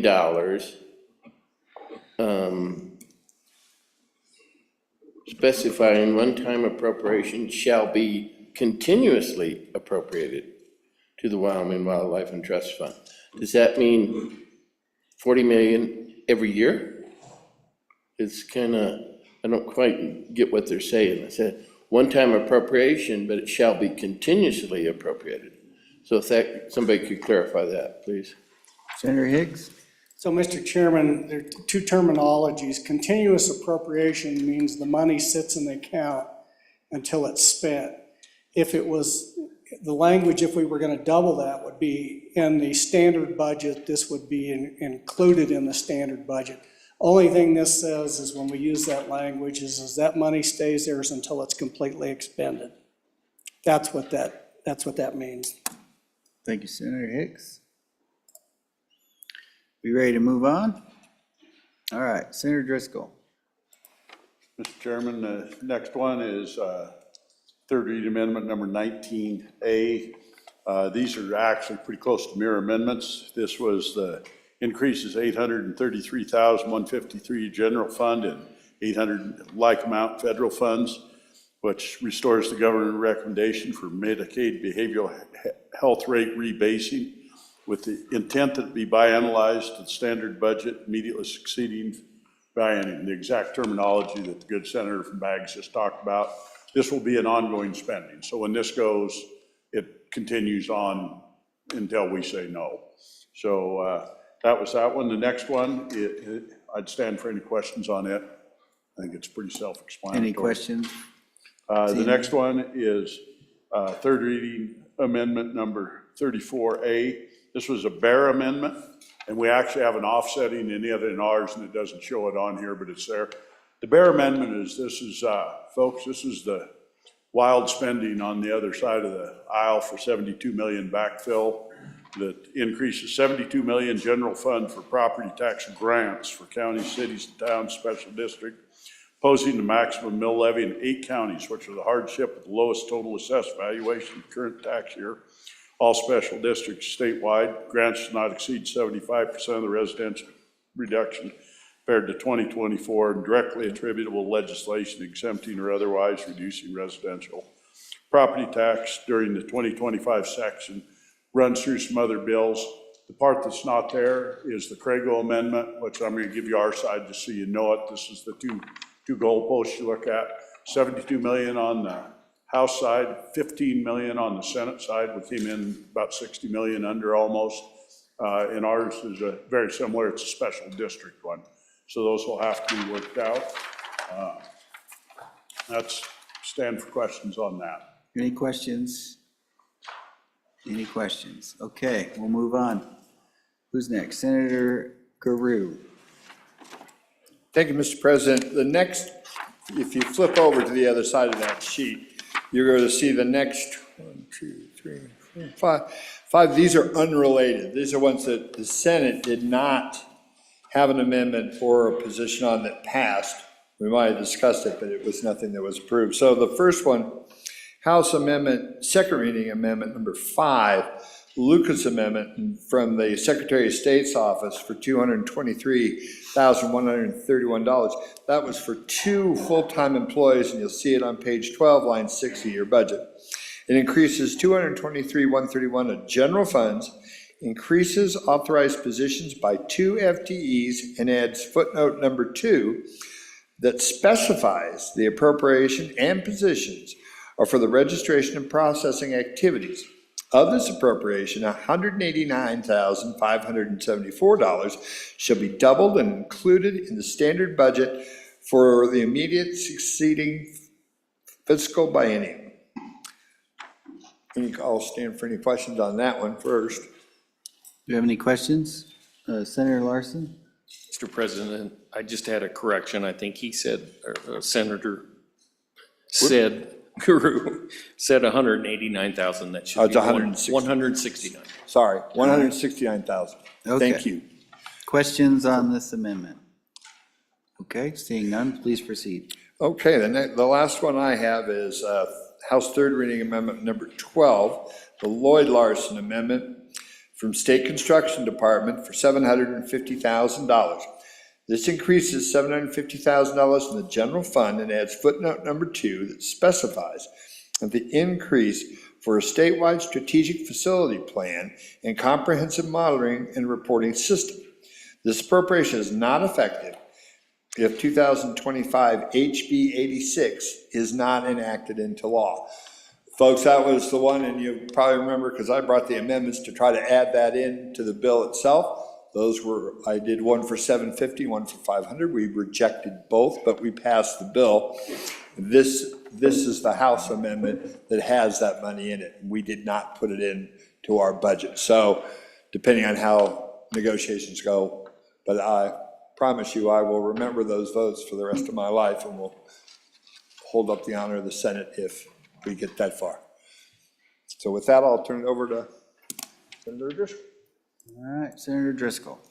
Thank you, Mr. President. I kind of resemble that last mark. This next one is a very similar deal. This was third reading amendment number 14, which is a lolly that removes footnote number 1, specifies expenditures from the appropriation, that include maintenance of school district enhancements or any other expenditure specified in Wyoming statute 2115-109F. That was actually the Driscoll amendment in committee, and this was the one that removed it from people across the hallway.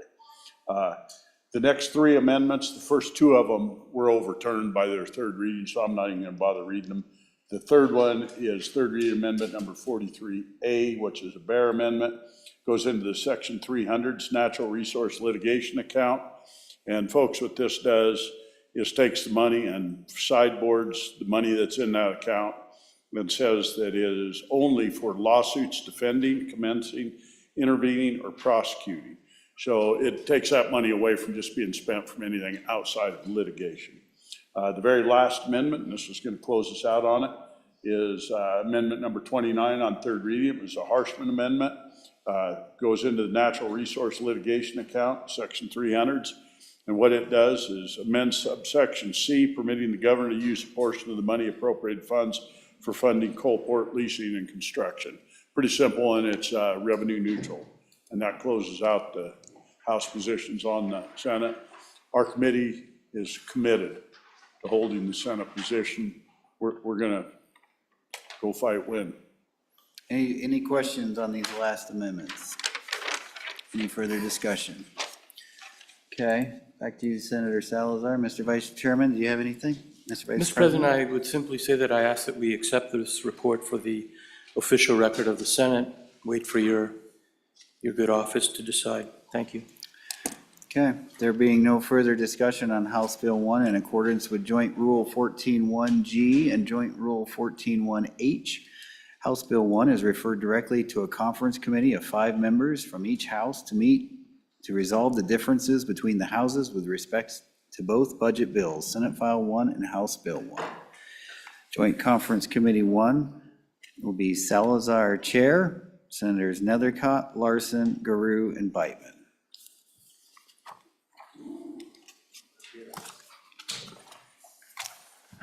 All right. Mr. President? Yes, sir. Mr. President, I'd simply like to say that I want to thank the Senate Appropriations Committee.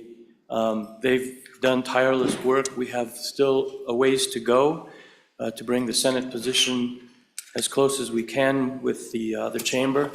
But again, I want to extend to my committee the great work that they have done and appreciate it. And they are your committee. Thank you, Mr. President. Thank you. Let's give a hand to the Appropriations Committee.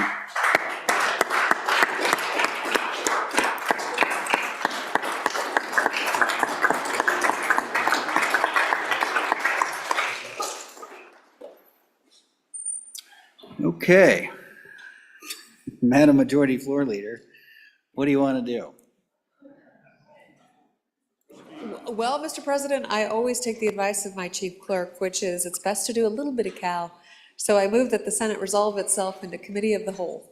You've heard the motion. All those in favor say aye. Aye. All those opposed, no. Motion carries with the chief clerk thoroughly thrown under the bus. Senator Larson, why don't you come up and do some cow for us? Yes. All right, it's all yours. All right. Here's your list, here's your bills. All right. All right.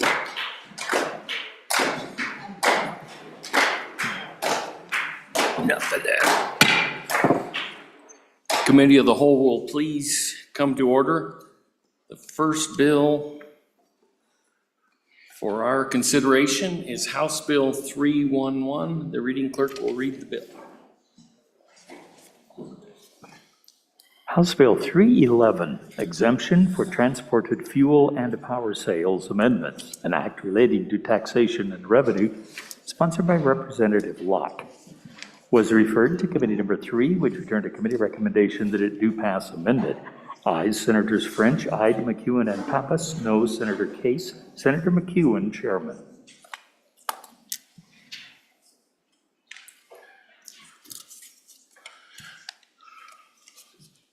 Senator McEwen, what is your pleasure? I move that when the Committee of the Whole rises to report, it do so with the recommendation that House Bill 311 do pass. Senator McEwen, I think there is a standing committee amendment. Would you like that read? Can we have that read in? Please. House Bill 311, Standing Committee Amendment Number 1, page 2, line 22, after. Senator McEwen.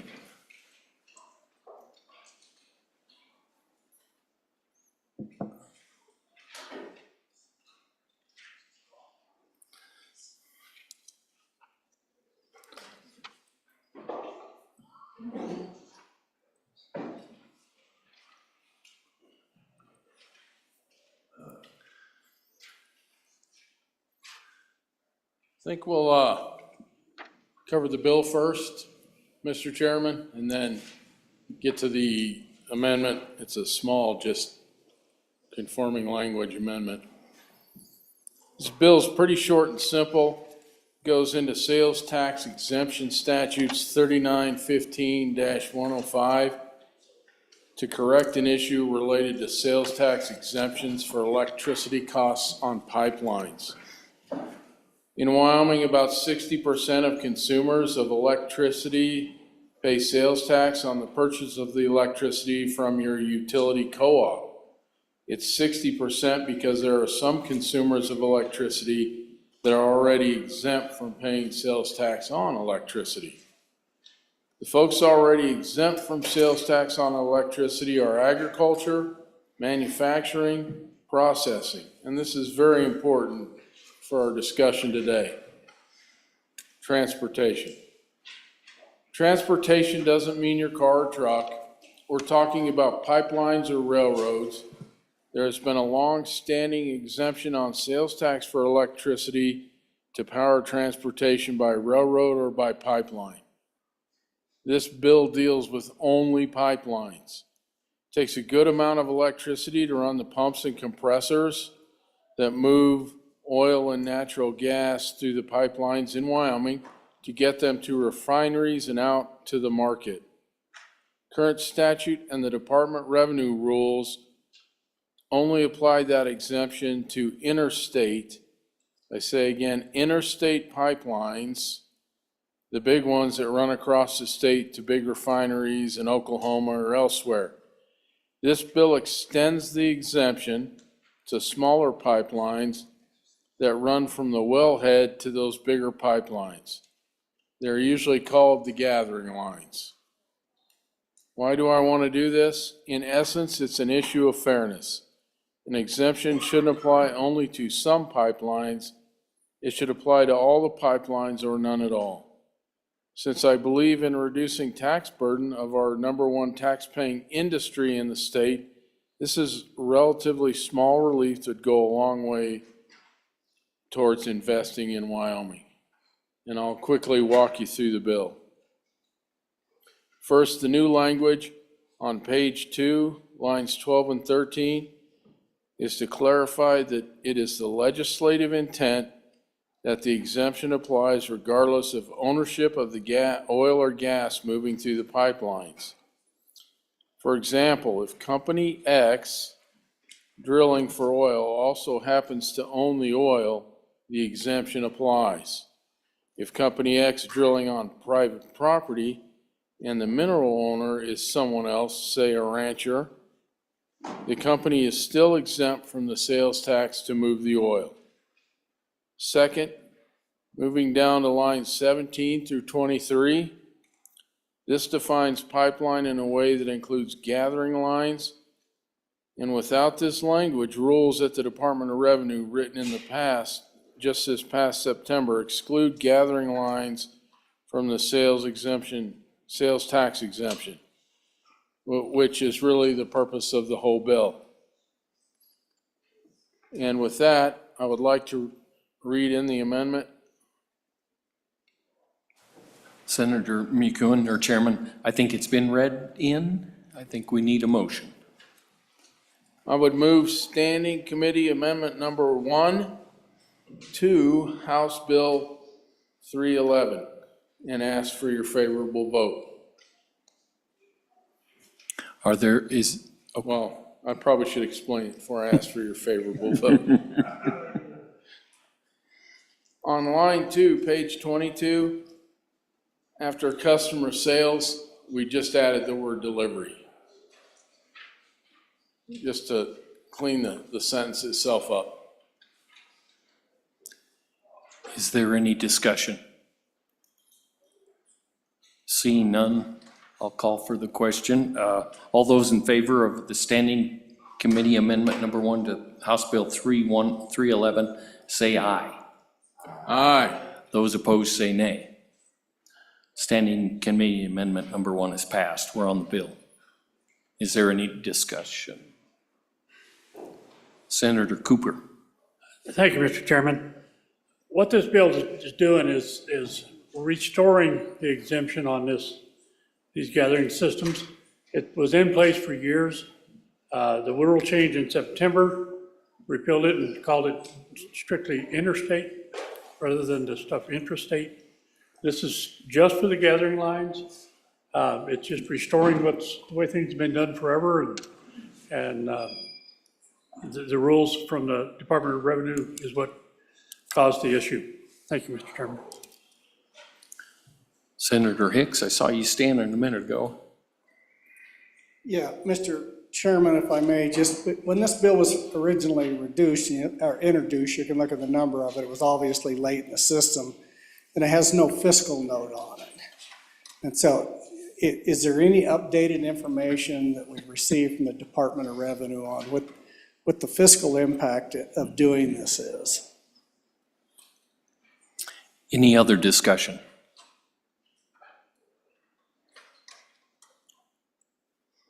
Oh, there we are, Senator Barlow, sorry. Thank you, Mr. Chairman. So when I look at the bill, I'm looking at transporting tangible personal property. I look up the definition of tangible personal property, and includes electricity, water, gas, steam, software, computer software, controlled substances, goes a little further. So I guess I'm interested if this actually is getting to all of the type of things that should be qualified here. Water, transporting water would seem to be qualified here in some ways too. It's not included in this bill because we're talking about the fuel, the power or fuel. But I am interested of that, if those should be considered in this in some way too. Thank you, Mr. Chairman. Any other discussion? Senator Ide. Yeah, thank you, Mr. Chairman. Yeah, just to elaborate a little more from the good senator in front of me here, he mentioned that it was thrown out, it was eliminated last September by rule. And from the discussion down there that we listened to in committee, basically this bill restores that exemption that was thrown out by statute, was thrown out by rule and not by statute. So, you know, this is just kind of cleaning up what happened last September and getting it back. Thank you, Mr. Chairman. Senator Cooper. Thank you, Mr. Chairman. A lot of these gathering lines include the water, the produced water lines that would be transferred to a disposal site at some place. So that's part of the power, part of this. As it states, fuel and power, some of the pumps may actually be gas powered, natural gas powered, and under statute that could be included in the sales tax because it's a use tax on location. Thank you. Senator Ide. Yeah, thank you, Mr. Chairman. One thing else I wanted to mention that we learned in committee and answer the senator from Bags. You'd have to put a sub-meter on these. You know, the vertical pipe, and the good senator in front of me can probably verify this because he's in that industry, but it wouldn't include that. It's just the horizontal above surface stuff that, and there's really no fiscal note on this because, you know, you'd have to sub-meter it to figure out what's going on there. So thank you, Mr. Chairman. Senator Hicks. Yeah, Mr. Chairman, so it was referenced that the Department of Revenue removed this using rules. What was the explanation for the removal of this provision and associated with that rulemaking? I'm just curious as to why they removed it. Senator Ide. Yeah, I'll try to hit on that real quick to answer that question because we heard that as well. I think it was because of the language, and that's what's getting changed in here so you can define, you know, what transportation is. And that's what this bill does. It tells you what transportation is, including, you know, oil and gas and whatever you're moving in there. I hope I hit that right, and the good chairman can probably help me clean that up too. Thank you, Mr. Chairman. Chairman McEwen. Thank you, Mr. Chairman. There was a definition of a pipeline, and it had a diameter and a few specific things to it. When they added that, it threw out the smaller pipelines that went from the head to the collection place. Thank you. Is there further? Yep. Senator Rothfuss. Thank you, Mr. Chairman. A question for the sponsors. The definition of pipeline is a very narrow definition. I just want to make sure that's intentional. It looks like it is a pipeline, but only a pipeline that is carrying fuel specifically. So not a CO2 pipeline or any other type of pipeline. That actually does seem relatively consistent, I think, with where this is at in statute, but I just want to make sure that that's intentional, that a CO2 pipeline, for example, would not fall under this. Senator McEwen. The CO2 pipeline would not fall under this, and it is for basically moving gas and oil. Thank you, and I'll turn it over to Senator Case, who can probably explain it a little better. Senator Case. Well, Mr. Chairman, I think that's correct. I wasn't going to elaborate on that. I was going to oppose the bill. But since I got the floor,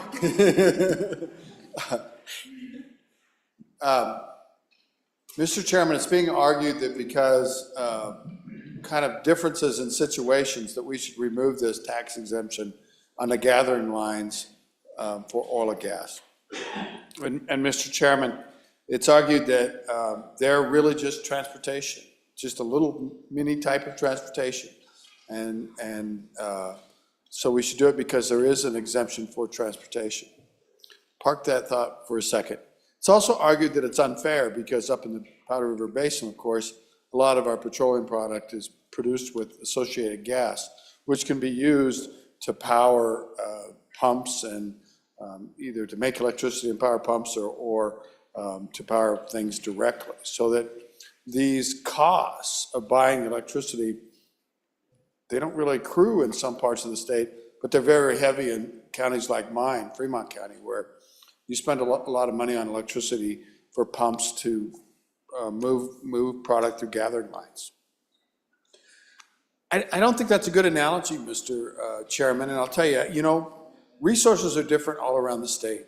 And no one is arguing that the lifting costs, the pumping costs should be tax exempt. So in my neck of the woods, we have, you notice how we're saying neck of the woods like every time we turn around this year? It used to be like camel's nose under the tent, that was the phrase, but my neck of the woods, we have old fields. When they produce, you have to pump a lot of material, includes a bunch of water. And so pumping costs go up with depth of the well, with viscosity of the crude, with how much water that's associated, but none of that is tax exempt. It's a cost of production. I submit to you, Mr. Chairman, that for a field where it's shallow and the pumping costs are low and there's high volume of petroleum with respect to the water, they get a good deal. But it's an accident of geology and the time of the field, et cetera. The same with these collecting lines. They're part of the cost of producing that vary around the state, depending on how far apart the wells are, how close they are to a major pipeline, but it's just a cost of doing business. There's been a little bit of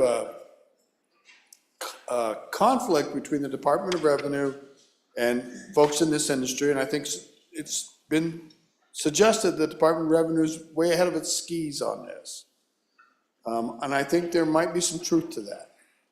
But this bill is not the right answer, Mr. Chairman, and I hope you will resist it. Our tax base is really important. The resources aren't going to go away, and people need to undertake expenses to produce the resource. But those are expenses that are also taxed and part of the legacy that we provide for our Wyoming citizens and fund government services. Thank you, Mr. Chairman. Senator Cooper. Thank you, Mr. Chairman. The Senator Case just touched on a point a few minutes ago about lifting costs and cost on location. Those are not exempt. What we're talking about is cost downstream of the point of sales. That point of sales on every location, it might be the tanks, it might be the LAC unit, it may be a meter unit at the edge of location for gas. But everything prior to that point of sales is taxed. It's only what's downstream in the transportation part of it, that fuel or that electricity that's downstream of the point of sales is what's exempt. Thank you. Senator Boner. Thank you, Mr. Chairman. Just to clarify, so that we're reducing our tax base, but forgive me if I was off the floor for the first part of the debate, but just a reminder to the body that this is a relatively new policy just implemented by rule in September. So this was a change for industry. It's important to realize that we suddenly realized the increase in revenue because of this change in policy through rulemaking. That dare I say, it would almost be useful if we had this mechanism to just kind of nullify the rule, but here we are. Let's be clear about that. This is a relatively new tax, the way I understand the situation. So I think it's important that we go back and make sure we have consistency, which should be in supporting the bill. Is there any further, oh, there we are. Senator Dockstader.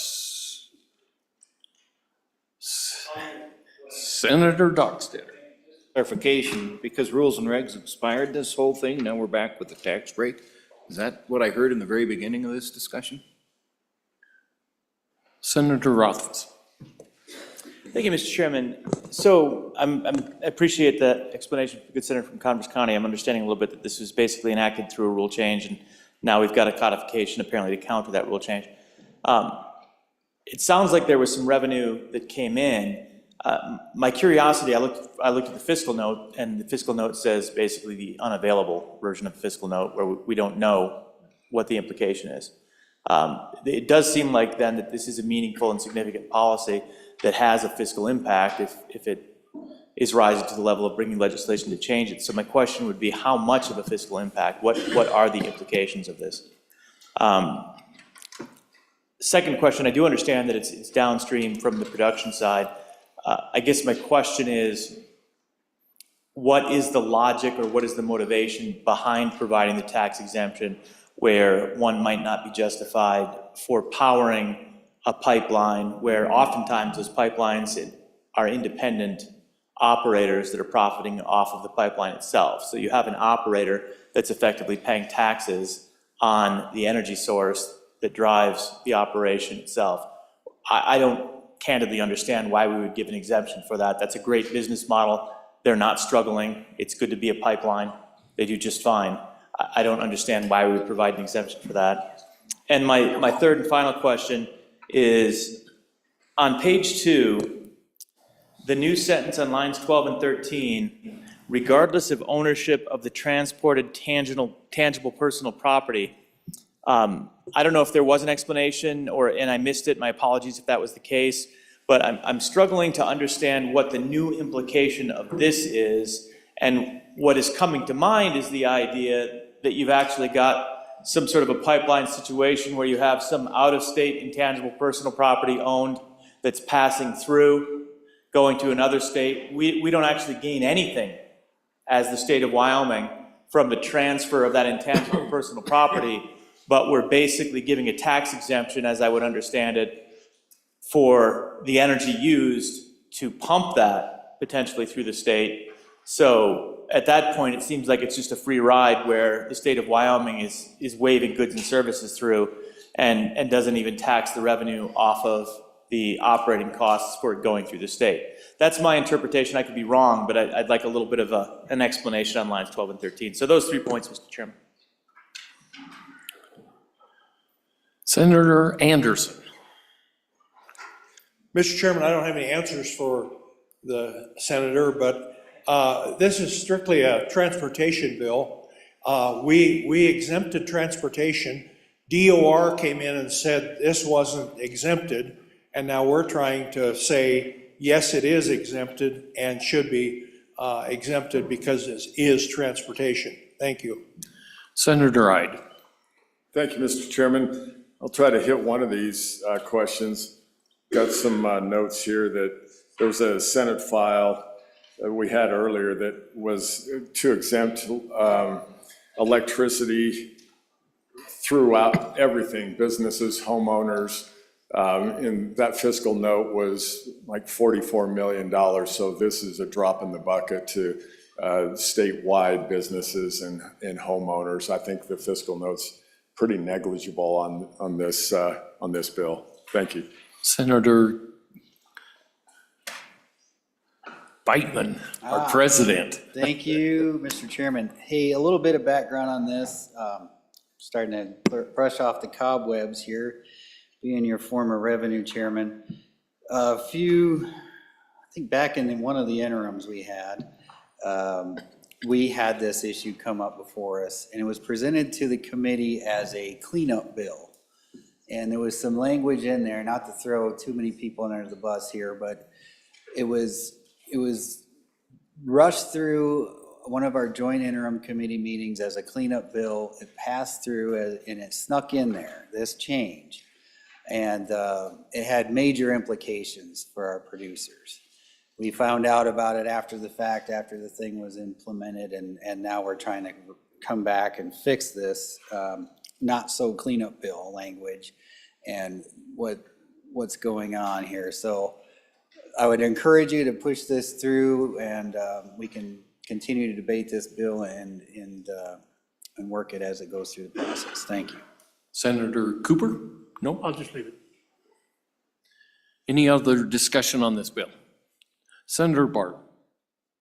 Thank you, Mr. Chairman. So when I read this bill, it only does two things. It says it doesn't matter who the ownership of the tangible property, personal property is, that's lines 12 and 13, and then it has a definition of a pipeline, or at least the portion of the pipeline, which is apparently going to be exempt under this. But I want to go back again to the tangible personal property definition, which is in this statute just prior to this, and understand why we're going to use pipeline and delineate only the oil, natural gas, and hydrocarbons when water and other things are also considered by statute, by the definition of personal property as tangible personal property. So pipeline, water has to move through a pipeline, at least produced water that was spoken about earlier. Would not the transportation costs, generating motive power, fuel consumed or power consumed directly in generating motive power for disposed water, produced water for a disposal well, Why would that not qualify under this? Well, it won't qualify right now because pipeline is identified as only a hydrocarbon pipeline. Thank you, Mr. Chairman. Senator Cooper. Thank you, Mr. Chairman. In our accounting systems, we consider water disposal part of the production cost. That's our operating cost. That's separate from transportation. So part of what went on here is the interstate language is part of what caused the rule change. And the other question I kind of heard floating around was question, I understood it to be a question on downstream numbers. These pipelines are not owned by, normally not owned by the company that owns the well, that produce the production. When you go to that point of sales, they buy your oil or your gas at the edge of location, or maybe it's trucked to a truck load out facility. But that's where, from that point down is where this tax exemption takes place. So there is no break to the producer here. It's strictly for transportation. And again, the water, I kind of misspoke on that a little bit earlier, I think. The water cost, transport net cost to a disposal is part of our operating cost. That's right in our lease operating expense. Thank you. Senator Hicks. I don't know if you guys are familiar with what they call pump storage. And so we've got a project down in my neck of the woods right now that's going through FERC permitting. What pump storage is you literally pump water up above a dam, and then it's in a pipeline, and then you release that water back down, and that hydraulic head generates electricity. But the whole system is pumping stuff up. We're creating power through a pump storage project. When that water falls back down, and the way and it gets back to my colleague from Campbell County, is that would be not eligible for the exemption under there, and I just want to make sure that's the intent, that we don't want to capture, because these are giant multi-million-dollar projects in infrastructure. Did that even come up for consideration? What's the implication on the upcoming pump storage project as far as this tax exemption? And it's just water, but it certainly meets, I think, the intent is this exemption based on the definition of tangible property. So any thoughts on that from any of the committee members would be helpful. President Biteman. I'll try to clear up some more as I'm still brushing off the cobwebs of this issue. So what happened was the department finalized a rule that actually defined pipeline for the first time and explicitly excluded gathering lines, pipelines that run from the wellhead to an intermediate point. We didn't take that up as an interim topic of something we wanted to do. Trying to be delicate here. How should I say this? Bottom line is, there was some rules promulgated that didn't take into account what we probably would have done on the Revenue Committee with regards to gathering lines and the taxation thereof. And this bill aims to provide some legislative direction as to what this body would like to do. Is that politically correct enough for you, Mr. Chairman? Okay, thank you. Senator Anderson. I'd like to address that pump storage issue. That is not new in Wyoming. We had a project in Sheridan 20 years ago. The problem with that is it's kind of expensive, and you can't get a lot of investors on the deal. But this bill does not cover pump storage pipelines. It covers oil and gas pipelines. Thank you. Any further discussion? Senator McEwen. Thank you, Mr. Chairman. And I'd like to close this out. It's been a good discussion, good debate. The key word to this is transportation. It's not the pump jacks and moving water from the bathroom to the kitchen. So keep in mind, it's just the transportation. There was a mistake made with the gathering lines in the writing of the bill. I'm also going to be very careful. And I would ask for your aye vote on it. And we'll get you some more answers for second and third reading. Thank you. Any further discussion? If not, is there a call for the question? Question being called. All those in favor of Chairman McEwen's motion that when the Committee of the Whole rises to report it, do so with the recommendation that House Bill number 311 do pass, please say aye. Aye. Those opposed, no. House Bill 311 has passed the Committee of the Whole. Next bill for your consideration is House Bill 18. The reading clerk will read the bill. House Bill 18, Career Technical Education Funding, an act relating to school finance, sponsored by the Education Committee. You've heard the reading of the bill. It was referred to committee number 4, which returned to committee recommendation that it do pass. Ayes, Senators Brennan, Rothfuss, Schuler, and Scott. Excused, Senator Olson. Senator Schuler, chair. Was re-referred to committee number 2, which returned to committee recommendation that it do pass amended. Ayes, Senators Guru, Larson, Salazar, and Smith. Excused, Senator Driscoll. Senator Salazar, chairman. And I have to apologize for interrupting that reading. Senator Schuler, what is your pleasure? Thank you, Mr. Chairman. I move that when the Committee of the Whole rises reported, do so with the recommendation that Senate File 18 do pass. House Bill 18, pardon me. I keep forgetting we're doing House bills now. I will go ahead and bring the bill forward. This is a committee bill that was worked during the interim by the Joint Education Committee, which I was not a part of, but I'm definitely in support of this bill. What we know is that many of our industries out there need training in high school so we can meet the demand and grow our workforce. It's about 60% of all the jobs that are open right now in the state of Wyoming are CTE related.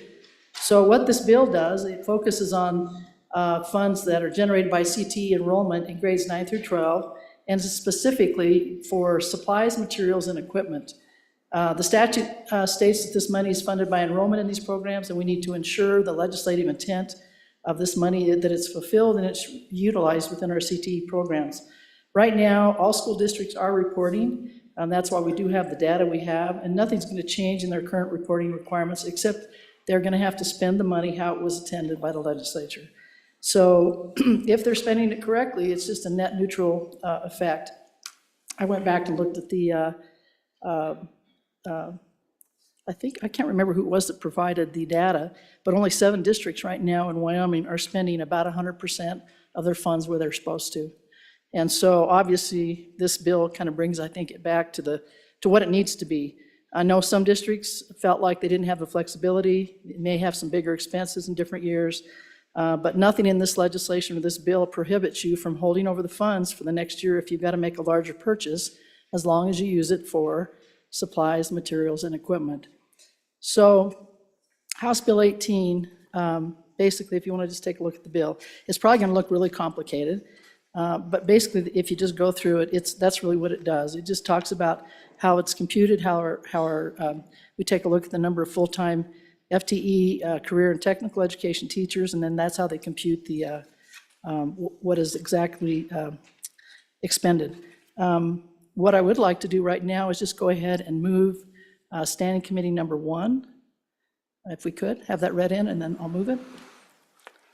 House Bill 18, Standing Committee Amendment number 1, page 5, line 17, after. Okay, I will move Standing Committee number 1 to House Bill 18 and ask you to go ahead and vote aye. Again, this was what went through the Appropriations Committee, and just to kind of give you a little clarification, there were 2 bills moving through at the same time. There was House Bill 18 and House Bill 235, which is right behind this one. And what they've done is basically what we've done is just we've mirrored both bills. We've melted them into each other. And so you certainly can vote aye on this, but this just took into advantage of House Bill 235 was enacted into law, the appropriation would be different.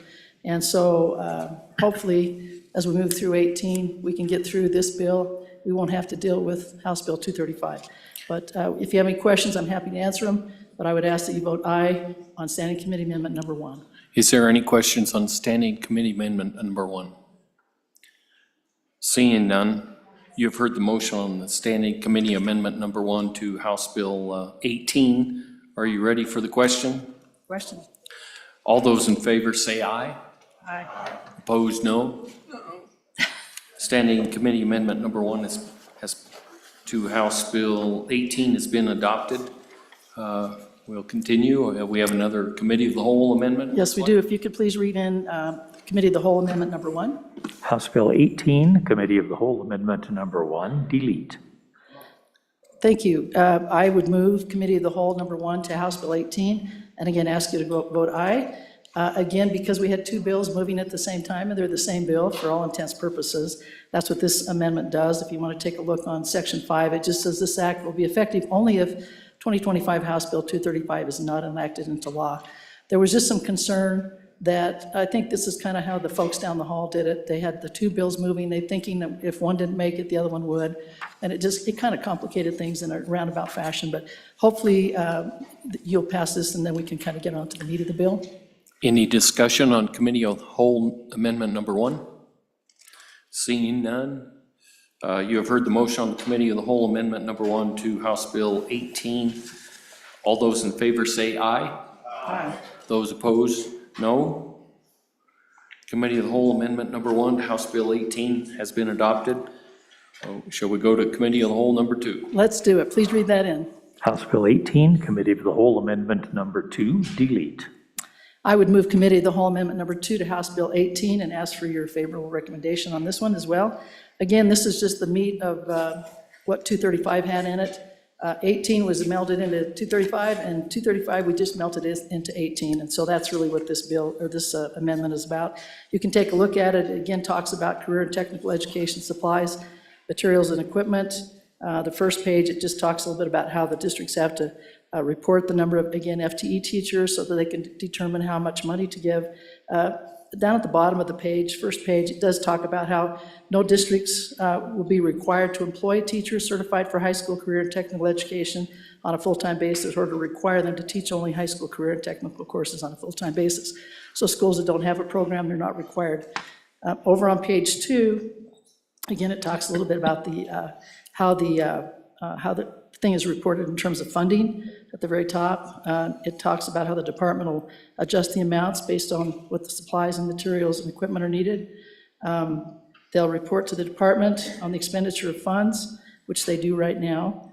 The very bottom of page 2 talks about any amount awarded to a district under this section shall be in addition to and not considered in determining the school foundation program amount under the education resource block grant model.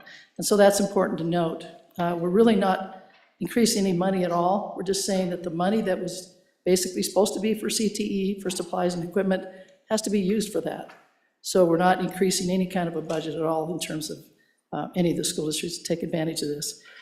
Also on page 3, it talks about any district that receives funds for career and technical supplies and materials and equipment, they shall be ineligible to receive a grant under this section for the period the district receives funds. I think right now there's only about 5 districts that are going to be eligible this first year. And at the very bottom of page 3, again, the school districts can apply again to the State Department for that, to fund those supplies and equipment and materials. And then again, it just talks about how it's not going to affect the block grant. Over on page 4, it just talks about if the district has not expended their money or will not have expended the money that they get on a grant, and that's in the middle of page 4. And it talks a little bit about how commencing in school year 25-26, the entire amount generated for supplies, materials, and equipment for career and technical education programs, utilizing expenditure data from the immediate, they take a look at the 5 years. It's a 5-year look back. And so from the date of the application. And so again, preference, I think this is kind of important on page 4. Preference will be given to districts that have not received a grant under this section in the immediately preceding 5 school years from the date of the application. At the bottom of page 4, again, it just talks about the enumeration of the grant model. The most important part of this amendment is on page 5. And again, it's in the middle of the page. It just says, this appropriation shall not be transferred or expended for any other purpose and any other expended unobliged, unobligated, I can't say it. Funds remaining from this appropriation shall revert as provided by law. So that's probably one of the most important things. Sorry, I can't talk. Maybe it's too late. But anyway, this amendment is important. It basically just takes the other things that were in 235, melts them into 18. This is a really good bill. But again, let's go ahead and get a vote on the Committee of the Whole Amendment number 2. I'll be happy to answer questions. Are there any questions for Committee of the Whole Amendment number 2? I don't see any. Is question being called on Committee of the Whole Amendment number 2? Nobody's answering. So all those in favor of Committee of the Whole Amendment number 2, please say aye. Aye. All those opposed, no. Committee of the Whole Amendment number 2 is passed. We're on the bill. Any more discussion? Senator Pearson. Thank you, Mr. Chairman. I just have a question on these funds in general. So I know that there are some schools in the state that don't feel like that they are getting the opportunity that bigger school districts are getting, or larger schools. They're not getting the opportunity for a lot of these classes for their students, even though it is a K through 12 school. And so I'm wondering, how does this money get dispersed between the larger districts and smaller districts? If you could answer that, thank you.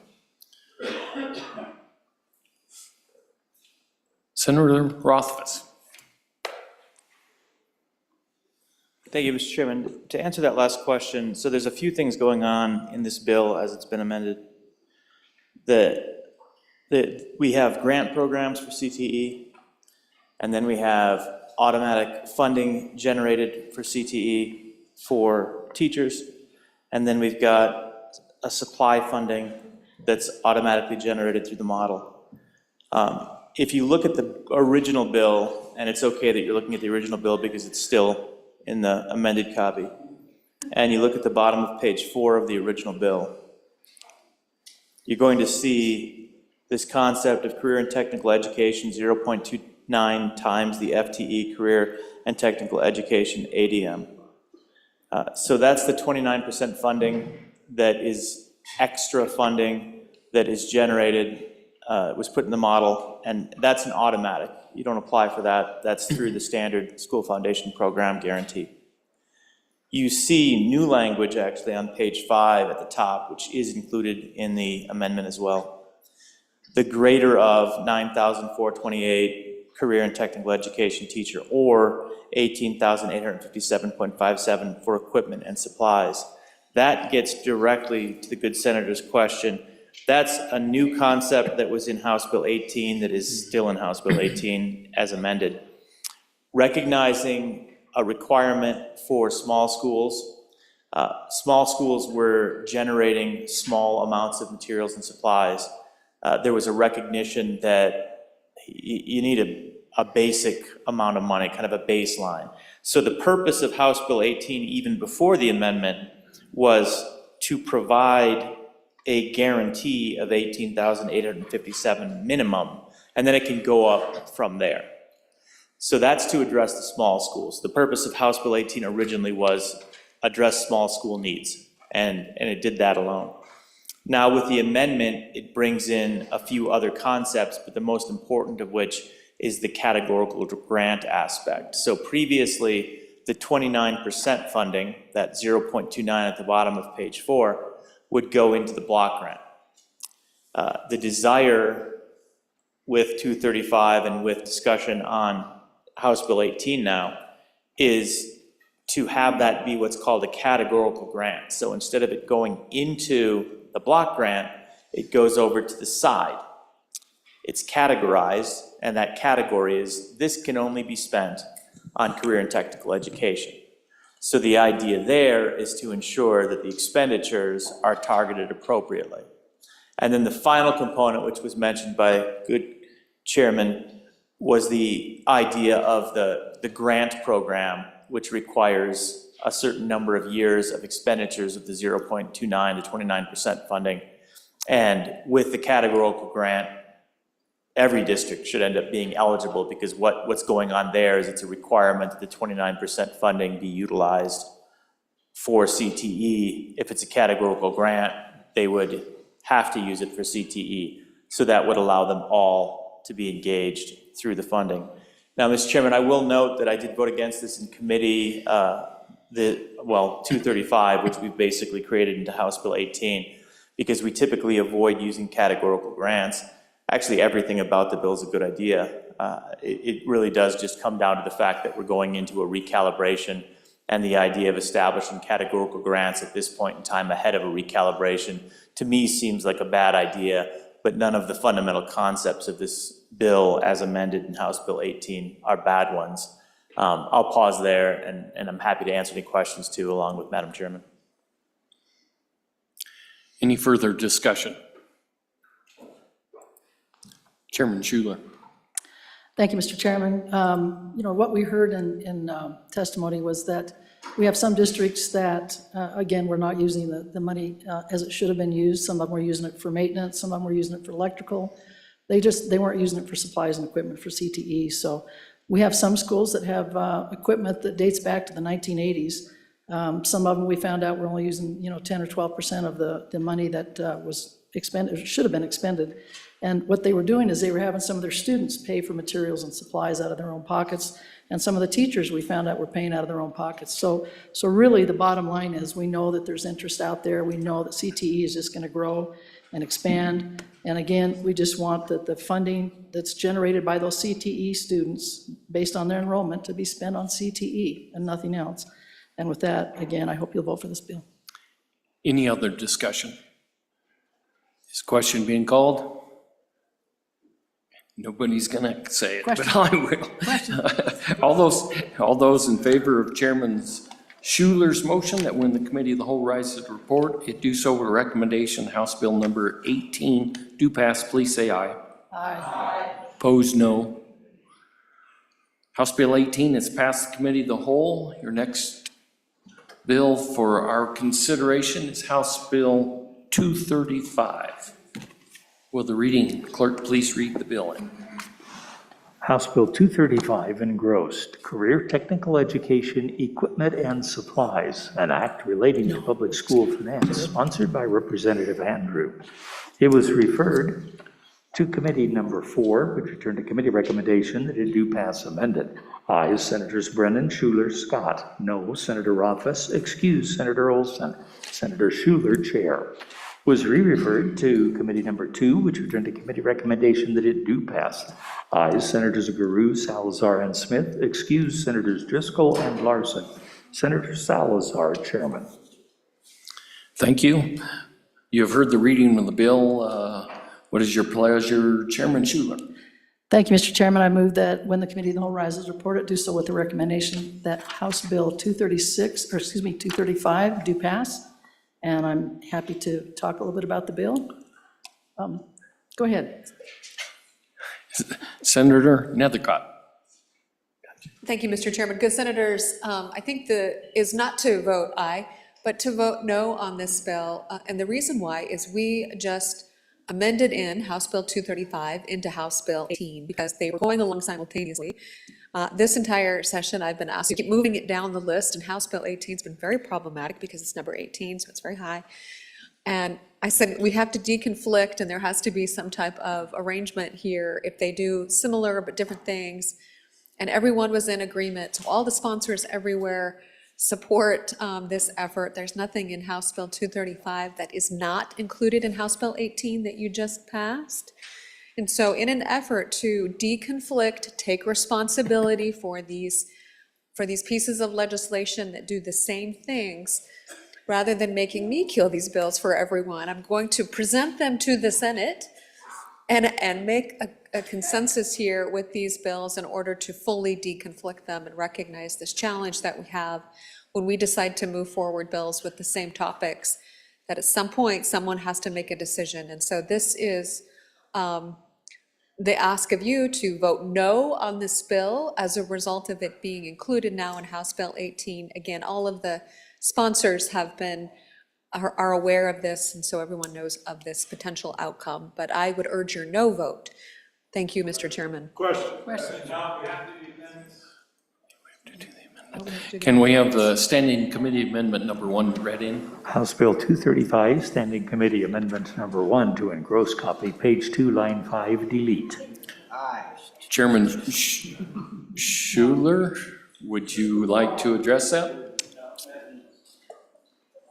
Okay. Oh, go ahead. Senator Rothfuss. This is the standing committee amendment, so I'll move standing committee amendment number 1 to House Bill 235 and ask you to vote whatever you feel like as quickly as possible, Mr. Chairman. All right. All those in favor of Standing Committee Amendment number 1 to House Bill 235, say aye. Aye. All those opposed, say no. Great. Standing Committee Amendment number 1 has failed. We're on to Committee of Whole Amendment number 1. Can we have that read in? House Bill 235, Committee of the Whole Amendment Number 1 to engross copy, page 1, line 7, after. Senator Driscoll. Mr. Chairman, without objection, I would withdraw Standing Committee Amendment number 1 to House Bill 235. Committee of the Whole Amendment, thank you, sorry. All right. Committee of the Whole Amendment has been withdrawn. Any discussion? All right, question being called on all those in favor of Chairman Schuler's motion that when the Committee of Whole rises to report, it do so with the recommendation House Bill number 235 do pass, please say aye. Those opposed, please say no. Pursuant to Senate Rule 6.5, the bill has failed the voice vote now. Yep, I'm getting there. You're too fast. All right, a division being called. All those in favor, please stand. All those opposed, please stand. All righty. Having failed the standing division vote, a roll call vote is required. The chief clerk will call the roll. Committee of the Whole roll call. Senate House Bill 235. Anderson? No. Barlow? No. Boner? No. Brennan? No. Case? No. Cooper? No. Prego? No. Crum? No. Dockstetter? No. Driscoll? No. French? No. Guru? No. Hicks?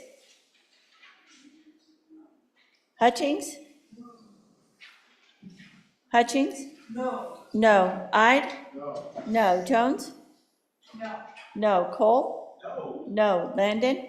No. Larson? No. No. McEwen? No. Nethercott? No. Olson? Aye. Pappas? No. Pearson? Aye. Rothfuss? No. Salazar? No. Schuler? No. Scott? Aye. Smith? No. Steinmetz? Aye. Hicks? Excused. Excused. President Beitman? No. Closing vote? Hicks? Hicks, no. Closing. Vote closed. House Bill 235, 4 aye, 27 no. House Bill 235 has failed.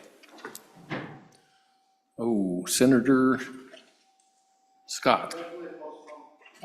Oh, definitely postponed. Indefinitely postponed, sorry. Definitely. Okay. Do I have it right? Senator Scott. Mr. Chairman, I rise to explain my aye vote. There was, I thought, some implication in the way things were handled, if there was something wrong with what our brethren had done. What happened was, there was a joint intercommittee bill that passed early in the session. The other house found other things that need to be done in this area, incorporated what had passed in a new bill that was, this one sent both of them to us, having sent the interim bill earlier, and asked that we keep it as a backup. And what they did was perfectly reasonable. You know, we've achieved the result, but I don't want there to be any implication that our brethren down the hall did anything wrong. I think the sponsor this bill was quite innovative and correct in what was done. And frankly, I thought we should have honored his intent, Mr. Chair. Thank you. Majority Floor Leader Nethercott. I move that the Committee of the Whole rise and report. You've heard the motion. All those in favor say aye. All those opposed say no. Motion carries.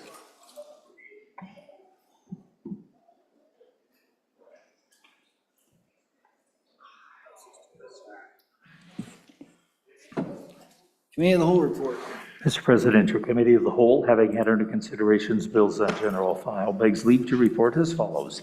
House Bill 311, do pass amended. House Bill 18, do pass amended. House Bill 235, engrossed, failed to pass Committee of the Whole and was indefinitely postponed. Senator Larson, Chairman. Senator Larson. Mr. President, I move the adoption of Committee of the Whole report. You've heard the motion. All those in favor say aye. All those opposed, no. Committee of the Whole report has been adopted. Thank you, Senator Larson. All right, Madam Majority Floor Leader, that does not clear the desk. Ellen, she's getting back at you for throwing her under the bus. Senate Enrolled Act, signing of Enrolled Act, Senate Enrolled Act number 40. Senate Enrolled Act number 40, being original Senate File 39, automatic transfer of auto title upon death, an act relating to motor vehicles. I'm about to sign Senate Enrolled Act number 40, being original Senate File 39. I've so signed. Anything else in your bag of tricks down there, Ellen? Okay. Madam Majority Floor Leader, that clears the desk. Mr. President, I move that we stand adjourned until 10 a.m. Wednesday, February 26th. 10 a.m., all right. Yes. Announcement, Senator Barlow. Thank you, Mr. President. Mr. President, your committee number 10, Labor, Health, Social Services, will meet tomorrow, Wednesday, the 26th, noon recess, W110, to hear 5 bills, if we get through them. House Bill 164, medical prescriptions, off-label purposes. House Bill 135, autologous or direct blood donations. House Bill 96, prohibiting mask, vaccine, and testing discrimination. Those are all carryovers from our 24th meeting. And then 2 new bills, should we get, if we, as time permits, House Bill 136, volunteer first responder health insurance revisions, and House Bill 222, Medical Ethics Defense Act 2. Thank you, Mr. President. Thank you. Senator Anderson. Mr. President, your favorite committees, Minerals, Business, and Economic Development number 9, will meet tomorrow, Wednesday, February 26th, at noon recess in Capital Extension Room W4. We'll hear 2 bills. One is a carryover from 224, House Bill 160, voter identification revisions, and a new one, House Bill 137, revisers bill. Thank you. All right, thank you. Senator Case. Mr. President, announcement was previously made, but want to remind everybody we're starting at 7 a.m. Thank you, Mr. President. You're brutal. All right, thank you. Senator Olson. Your committee number 1, Judiciary, will meet tomorrow upon noon recess to consider, in W002, to consider 3 bills, House Bill 62, prostitution amendments, House Bill 83, child custody sex offense conviction presumption, House Bill 223, preventing strategic lawsuits against public participation. Thank you. Thank you. Let's go over to Senator Schuler. Thank you, Mr. President. Education Committee number 4 will meet tomorrow morning at 7:30, not 8, 7:30, to hear 3 bills. House Bill 31, engrossed, school safety and security. House Joint Resolution 3, support for rural schools. And House Bill 60, engrossed, student eligibility and sports amendments. Thank you. Senator Landon.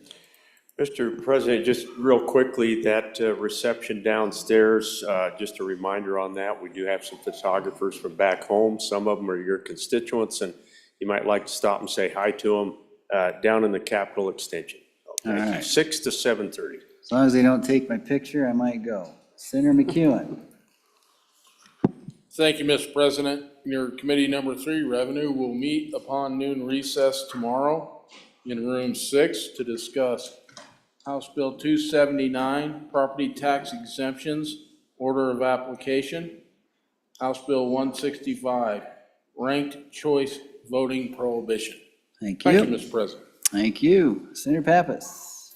Thank you, Mr. President. I just want to give a heads up for Thursday, your highway number, or your committee number 8, Transportation, Highways and Military Affairs, will meet with the committee from the other side of the body in a joint session to discuss interim topics, 8 o'clock in the morning, Thursday, in room W110. Thank you. Anybody else? Mr. Vice President. Thank you, Mr. President. The Senate Appropriations will be meeting tomorrow upon noon recess in room 113, and we'll have a busy noon. We're going to be dealing with House Bill 259, Supplemental K through 12 School Facilities Appropriation. We're going to be interviewing Miss Stacy Berry for state lands, and then we'll have 4 bills that we are resuming from today. House Bill 270, Permanent Mineral Trust Fund, 271, Common School Account Spending Policy, House Bill 293, Repeal the School Foundation Program Reserve Account, and 294, Federal Mineral Royalties Distribution Amendments, with other referrals if time permits. Thank you, Mr. President. Thank you, Mr. Vice President. Any other announcements? Okay. Where did the majority floor leader go? Come on. What was was it 10 a.m.? 10 a.m. All right. Nothing good happens after 5 here. You've all heard the motion. All in favor say aye. All opposed, no. Senate will stand adjourned until 10 a.m. tomorrow morning.